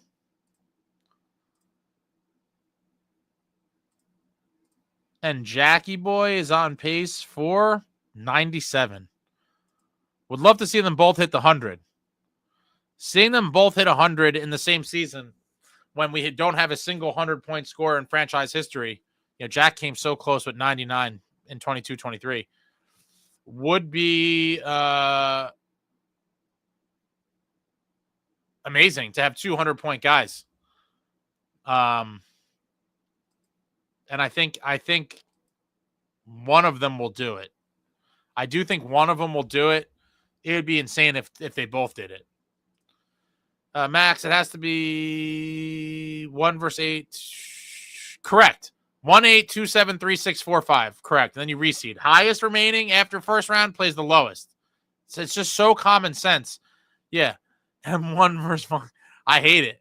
I absolutely hate the new playoff format. No, Zebra. I used to live. I lived in northern New Jersey, but my buddy was an Islander fan, and we would go to games at the Coliseum sometimes.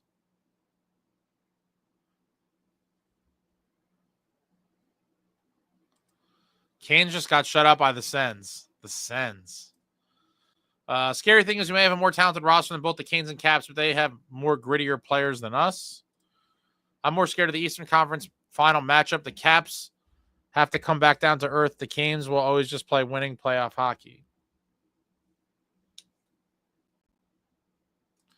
Damian, what's going on? Honestly, I still despise the black jerseys, but I love being wrong about them winning in them from time to time.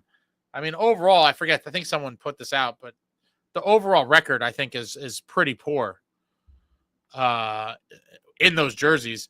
John, we're scheduled for some heavy forechecking teams again to finish the year. Curious how we will adjust. I mean, you saw today or this afternoon that they're more than capable of sustained offensive pressure and getting that cycle going. Leading up to the Jack goal was just, man, how nice it was. What a shift. And then they get the change, and then they come on, and Bratter just pummels the guy on the boards, takes the puck from him, gets it to Pesci, and then Jack just does what Jack's got to do and just snipes it. Beautiful. Beautiful, beautiful.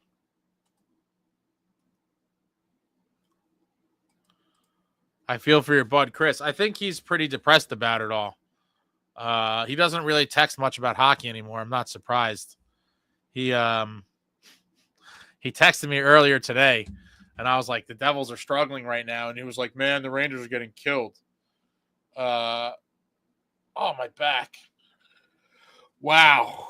I can't believe I'm not used to it. Wow, it's only 6 o'clock, man. It's dark out. I hate the winter, guys. Outside of hockey, there's nothing good about the winter. The darkness so early, it literally depresses me.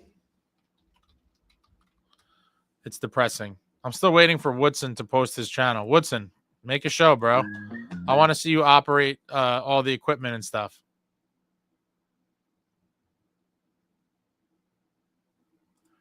That is cool. I went exactly a week ago in Dime Club, which is unlimited food and drinks, and they won. I'm assuming that's at UBS. Is that at UBS, Zebra?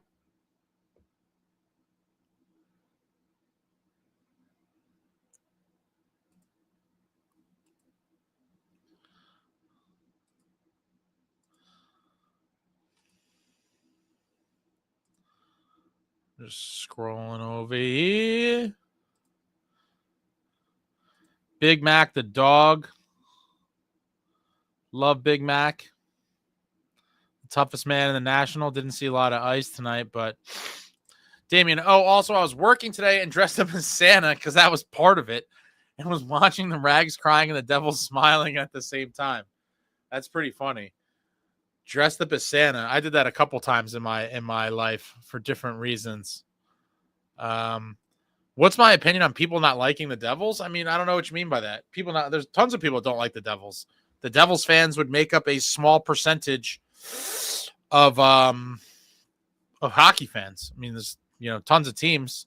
So if people don't like the Devils, they don't like the Devils. I don't like any other teams other than the Devils.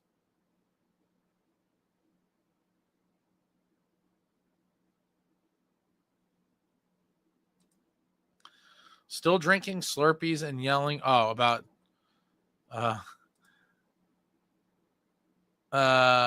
good night for drone watching. Maybe I'll take a peek out there tonight. I don't, I've seen all the millions of videos that are on the internet and the posts and all the things. I know tons of people that have become like full blown obsessed with it, but I'm pretty sure it's just the government and they're just lying. Like they lie about tons of shit. Ace, what's your prediction for the remaining schedule for 2024? At St. Louis, at Columbus, Pitt, New York Rangers, Carolina, Anaheim. That video will come out that's in the chamber for videos. I have a whole slew of videos, but the shit just takes so much time. But the remaining schedule, I want to get that one out by Monday, probably. Yeah, so that will probably come out Monday. Man, I'm behind. I'm real behind. There's so many things that I have to just get done. Maybe I'll try to put in a session tonight and crank these videos out. I have a couple, but that's definitely one of them. You guys I like to do my, stretches of games and kind of look at that. So, yeah.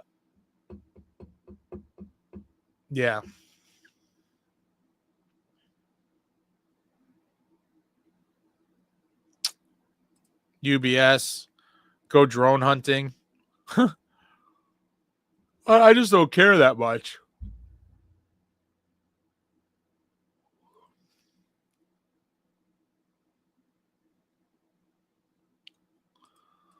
Oh, Woodson, you run a business and work a side job or else you would? Nah, it's lazy, bro. I want to see you work equipment, man. Talk a lot of shit. Alex, I like some teams other than the Devils for sure, but I wouldn't say I'm a fan of them. Okay, that's fair. Damien, did you see Mercer with the cage? That was actually pretty dope. Reminds me of my college days. I mean, still going, but yeah. Yeah, of course. Cage power. And Nate's got one on too. I think Nate's is going to last longer. I'm curious to see how long Mercer's probably dying to get it off. It is funny though, if he goes on like some crazy tear, if he's just like screw it and leaves it on, I don't think he will, even if he went like crazy and just started scoring left and right. I still think he'd try to take it off. But 5-2 in the last 7, I'm telling you guys. Max just saying we were losing against St. Louis. We don't beat Monty ever. I think the Devils are going to be reminded of the last time we saw him. Wolf Rockin'. So sorry so late. It's very nice calling the points, and we were getting to go on this homestand, my friend. Heavier, edgier, more violent, brother. Let's go. Let's go, Wolf Rockin'. Let's go.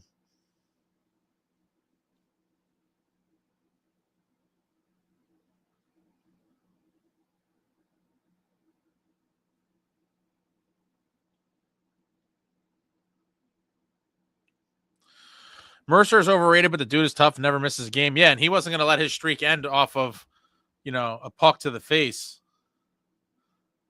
He threw the cage on there and he right back out. The Iron Man streak continues for young Dawson Mercer. Has not missed a game in his NHL career. Simply phenomenal. Ace, I think we need at least 8 points. I'd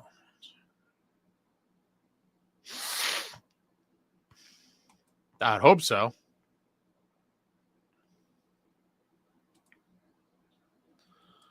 What was your project on Dan? Oh man, that might take a while.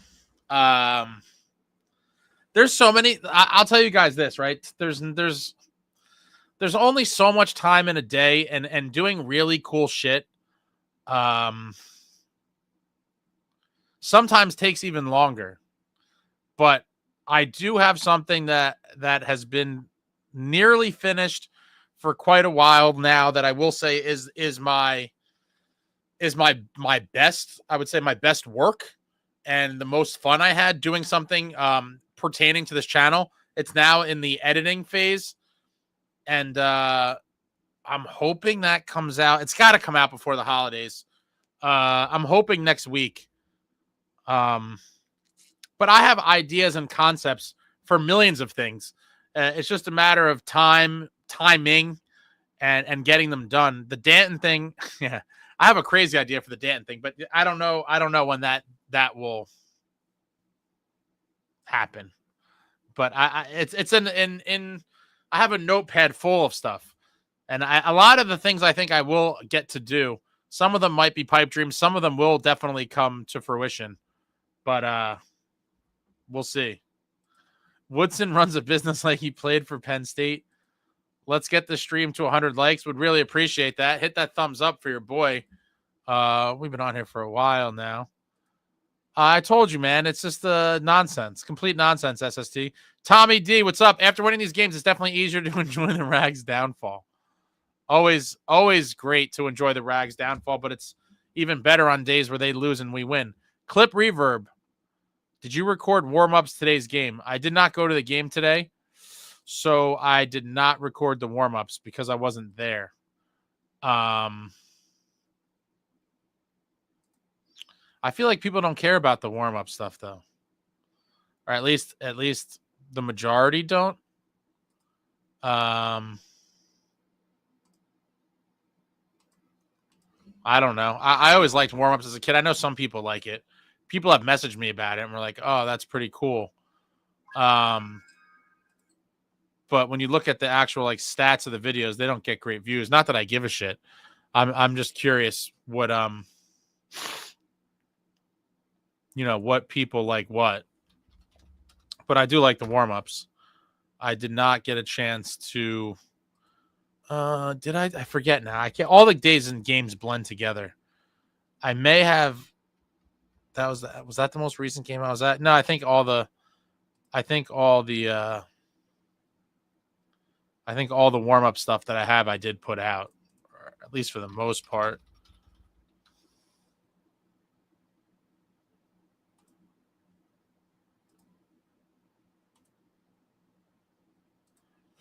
I met Chico Resch the other night. He dug the heavier, edgier, more violent hoodie. Nice. Very nice. That's funny. Did Chico know what it meant? Did he know the reference? I wouldn't be surprised if a lot of people don't even know the reference, because it was an interview.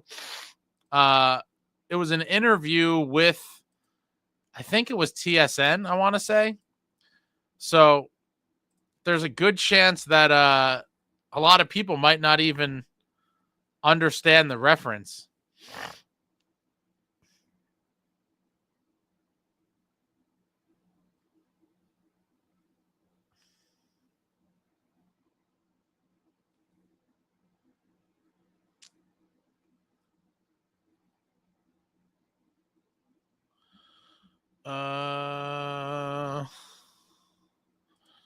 Max, enjoy the W. I'm out. Enjoy NFL Sunday. Fly, Eagles, fly. Oh, man.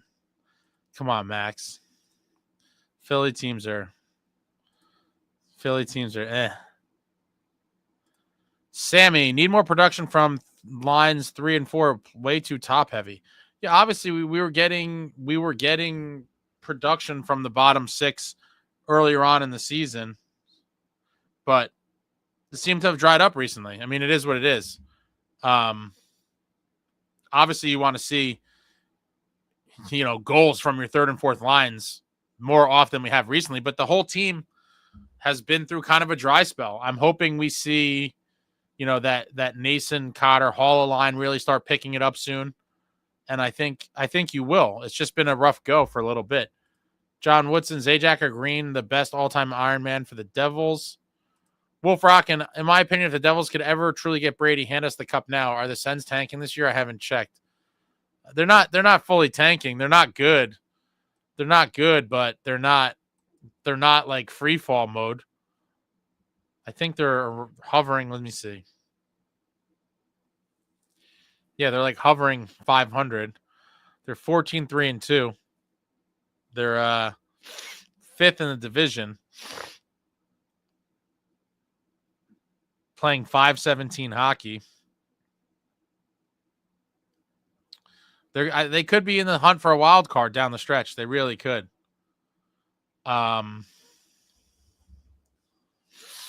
They could. We'll see. I just don't think they're going to free fall, and they're going to try to keep them there. They're going to try to keep them in Ottawa. Ryan, Ace, I was screaming, we need to put fresh legs on here. We had Hawks tired, and when I saw Bratt and Jack, I knew it was coming. What a play by Bratt. Keep the puck in and feed Jack in the slot. Amazing play. Completely amazing play. I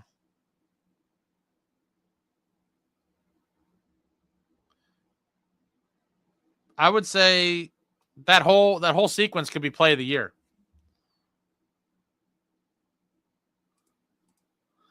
I also called Bratt saving us in the 3rd when you said put your prayers out. Nice. Sens are doing okay lately. Have a chance of playoff hockey, surprisingly. I think they're going to be in the stretch to the end. Tommy D, Ace, what's the chance we get more of the hoodies in? Not that one. But heavier, edgier, more violent hats with the running with the devil. Oh, I got to pull up here so I don't whack it. With the running with the Devils logo on the back. Check out the logo on the back. And this on the website now. On the website now. I might make a different version of the hoodie. We'll see. Doing merchandise is pretty tedious overall and costly. To get the things made and do everything, it's I don't know. I do have a bunch of ideas for merch. I don't know that I'll ever make any of it, but I have tons of ideas. But the hats are available and the hats are sick. Sick. What time is it? 6:20. Max, don't have sex with your ex if you know the song. I don't know the song. Watched the Sens game last night. They played their ass off. Shocked to see them play that hard. More hoodies. That was the inaugural. I have an idea for a different design. But we'll see. We will see how it all plays out.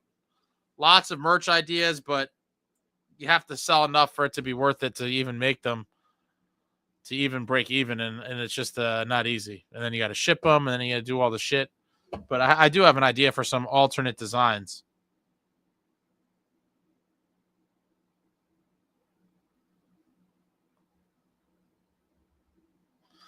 So we'll see. But heavier, edgier, more violent hat on the site now. Hey, what's up with Cotter? What's up with Cotter is someone pointed out earlier, you know, he has been a victim of line shuffling, I believe. You know, missing time with a lot of the guys that will help him out. I think it's just mostly, you know, being buried on the fourth line. It's going to be hard for him to create. He needs to play with good players, or at least better players, to consistently generate offense.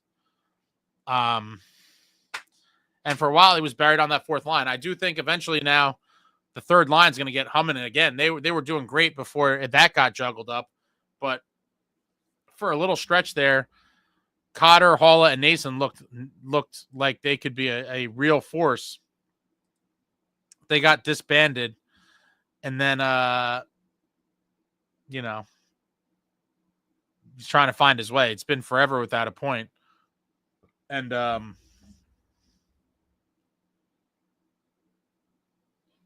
it is what it is. I expect him to start heating up again, for sure. John, hoping for the Instagram hockey merch. That's pretty niche. I don't know. The thing is, I don't know what people are going to buy. And like, people really don't like buying stuff. Like even the hats, I sold some, not a ton. And you have to get minimums made of most stuff for it not to cost a fortune to get each made. So everything's very difficult. You know, so I don't know.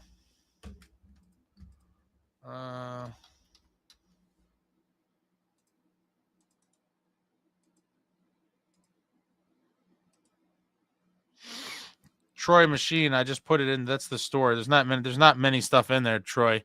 There's actually only one t-shirt left. One double, or no, there might be two. Two double, I think there's two 2XL t-shirts left of the heavier, edgier, more violent. I tried to guess what sizes, you know, distribution of sizes. I think there's two double XLs left, and then the t-shirts are done. A good amount of hats, probably. And then he has like a handful or so of different Brendan Dillon signed photos inscribed with heavier, edgier, more violent. All right, guys, we're winding down here. I am going to take a little bathroom break for 2 minutes.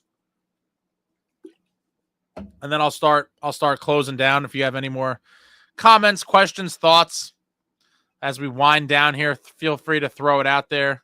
I'm going to go to the bathroom real quick. I'll be back in 2 minutes, and then we'll start wrapping this thing up. Appreciate you all for joining me here on this lovely Saturday, much earlier than normal, post-game live, after your New Jersey Devils just dug deep and did what winners do. And they went out there. And they got it done. I'll be back in 2 minutes. Going to take a bathroom break. Be right back.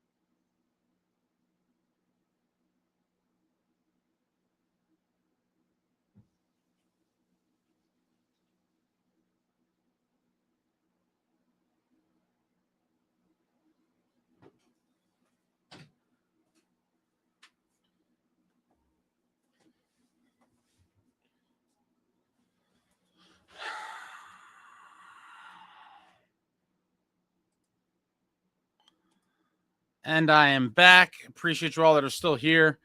But before I forget, yeah, check out. There'll be a bunch of new stuff coming out soon the next couple days. My big project that I am the most excited about. A big thank you goes out to a former New Jersey Devils. Big part of Devils history. You'll see that video. Hopefully, the editing is killing me, guys. I never really did any of this stuff before I had the channel, so a lot of the stuff is all kind of foreign territory and new to me, so I'm kind of learning on the go. But something really special is coming out soon, and then I have a bunch of just regular current team stuff planned for the next couple days, and that'll all be dropping in the next, what's today, Saturday? Yeah, I guess the next couple days there'll be a few videos coming out. And yeah, man. The New Jersey Devils. Wow. Let me see. Did they update this? NHL is so slow to update the site. Let's see. Your New Jersey Devils playing at a 652 points percentage. Still firmly second in the Metro. Well, I guess not firmly. 14 points ahead of the Hurricanes in terms of points percentage, but second in the Metro.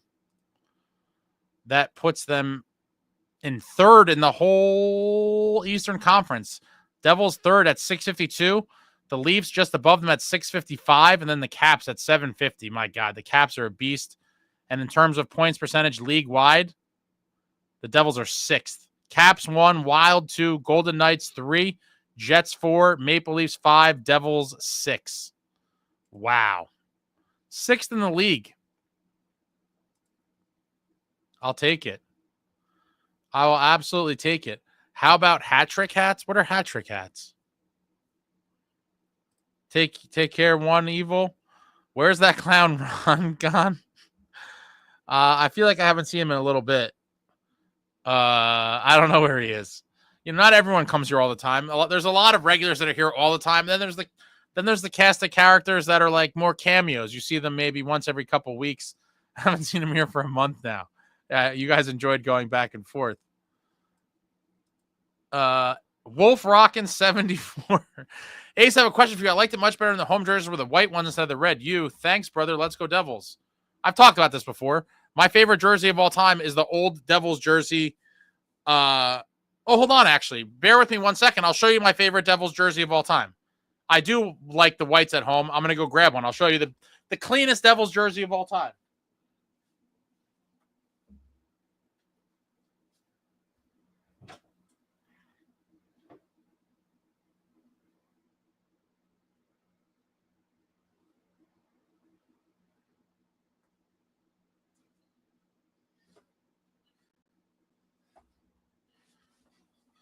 Oh, look at this. The beautiful white jersey with the proper stripe on the sleeves and the bottom. This was just so beautiful.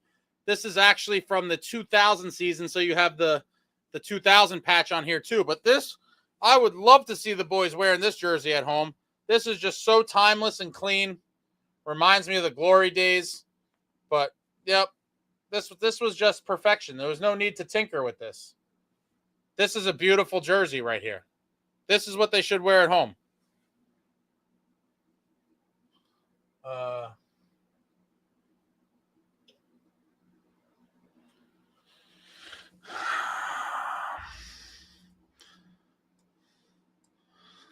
Sophia, what's going on? Hey, Ace, what's your prediction for the next 6 games? I'm going to have probably coming out Monday. On Monday, my prediction for the rest of the calendar year. I like to look at stretches, and that'll be the next stretch I look at is the final. What do we got here? 1, 2, 3, 4, 7 games. So you got the 17th against the Blues, the 19th against the Jackets, 21st against the Pens, 23rd against the Rangers, 27th and 28th, a back-to-back home and home against the Canes, and then the 31st against the Ducks. I will be putting out that rest of the calendar year kind of outlook predictions video. Should be coming out Monday. The 2000 Stanley Cup season. Wolf Rockin', man. What a year. What a time. Hold on 1 second.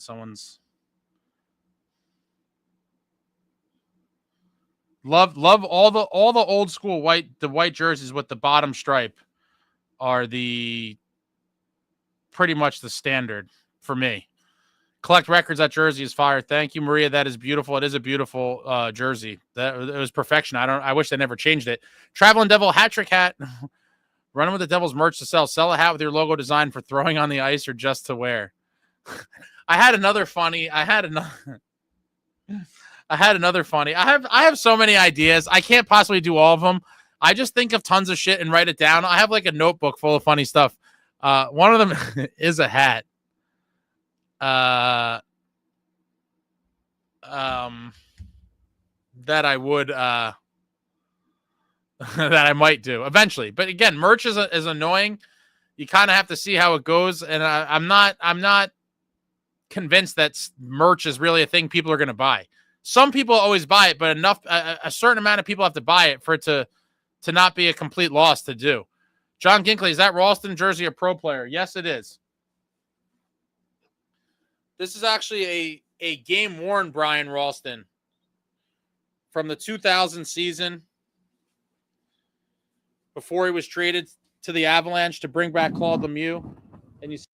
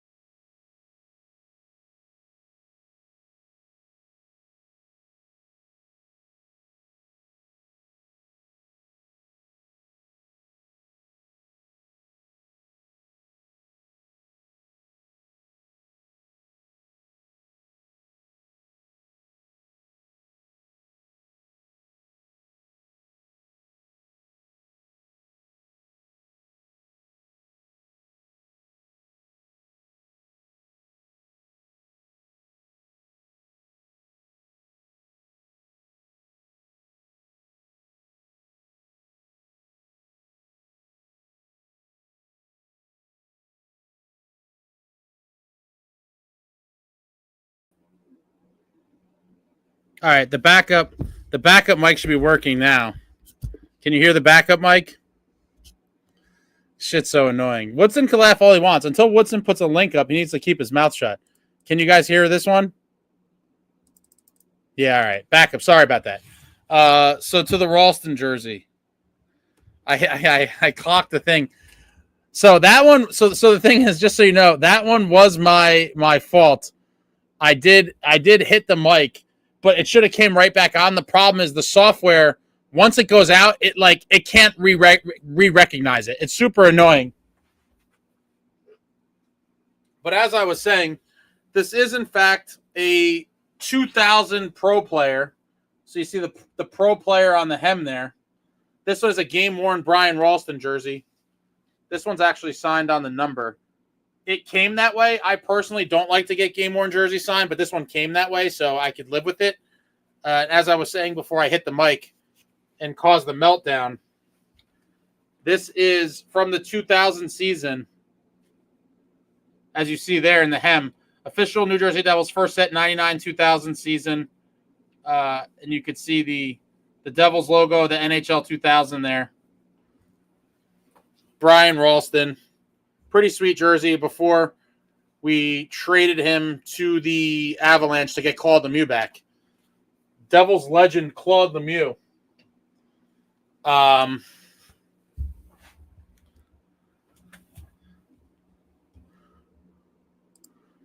Wolf Rockin', keep going, Ace. Someday I can see you having Devils players on our channel for interviews. You're the man, brother. Let's go, Devils. Have a great night, Ace. Peace, brother. Thanks, man. I actually did have Scott Gomez on. If you haven't seen it, Wolf Rockin', check that out. I had Gomer on, and I have another interview that I'm in the process of editing with a pretty significant former Devil. I'm hoping to get that out in the next week or so. The editing has been killing me. It's a lot. Yeah. it's been a little problematic. Like I said, it's all foreign territory, very tedious, very intensive, but that should be coming out in the next week or so, and is pretty cool. My favorite thing that I've done thus far, anything relating to the channel, is coming out soon. Big thrill. A big thrill for me. But if you guys have anything else, we're winding down here on this beautiful victory. Oh, I missed some things. Let me go back up here. SST, you'll pay me, is that 3,000 euros? So actually, that jersey is one that I will be selling for anyone interested in that. That one will be for sale, and it's a lot less than what you said there, SST. I forget. I don't have it in front of me. But it is. Game-worn jerseys are very expensive, but it's not that expensive. Wolf Rockin' 74. Brian Ralston would be proud, buddy. Thank you. Cisco Kid, I have 3 CCM Ultrafill jerseys. Scott Stevens away. Martin Brodeur home and away. 1 sign. Love that jersey feel. The CCM Ultrafill is forever my favorite jersey, hands down. So if someone said this one was just closer, but just to show the style of that white with the stripe on the bottom, the CCM Ultrafill is easily the best jersey ever, in my opinion. And I have maybe 2 that I would wear, maybe only 1, and several game-worn Ultrafills. Jeff, authentic Devils pro players are so hard to find. They only wore them in 1 season. Yeah, and the pro player one is probably my number 2 in terms of actual jerseys. So CCM Ultrafill would be my number 1. Pro player would be number 2. They are super scarce. That is a game-worn one. Authentics are nearly impossible to find, as you said. Ace, in the future, Insane Pollock, Ace, in the future, if you're interested, you should reach out to Team Up with Let's Go Devils podcast if that's something you'd be interested in. I would collaborate with I don't know. I would collaborate with people. It's not something I would seek out personally. I'm more of a lone wolf. But I wouldn't be against it, I suppose. There goes the sound. No, I hit it with the jersey, and then the software can't recognize it when it comes back to life. Super annoying. I'm going to check it out now. Thanks, Ace. Thanks, Wolf Rock, and take care, man. Just look at Gomez. You'll see it. It was he dropped some gems. I hope you like it. I realized I thought like those types of things would get more views. It was crazy to me that more people view like the current event stuff, like game recaps, more so than my interview with the Devils legend. But that just shows that there are a lot more newer fans than the old school fans who would appreciate something like that. But I thought it was cool. SST, it is a game worn. That Ralston is game worn. Good night, Wolf Rockin'. LJ, is your friend, Rangers friend Chris okay? I think he is. He texted me. He might come over to watch UFC later. I'm sure he's all right, but I think he's feeling the effects of his hockey club struggling mightily. His team is in free fall mode. It's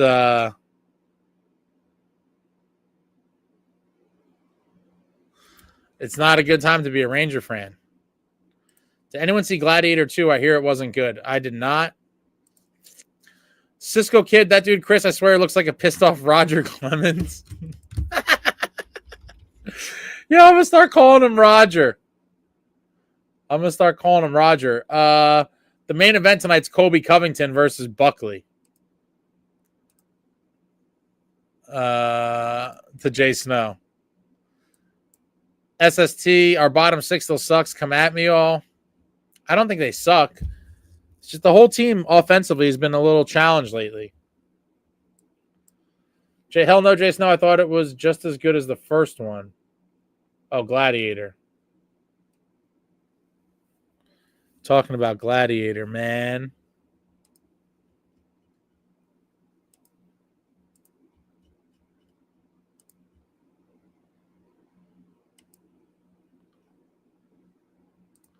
I like Kobe a lot. Halla needs to wake up.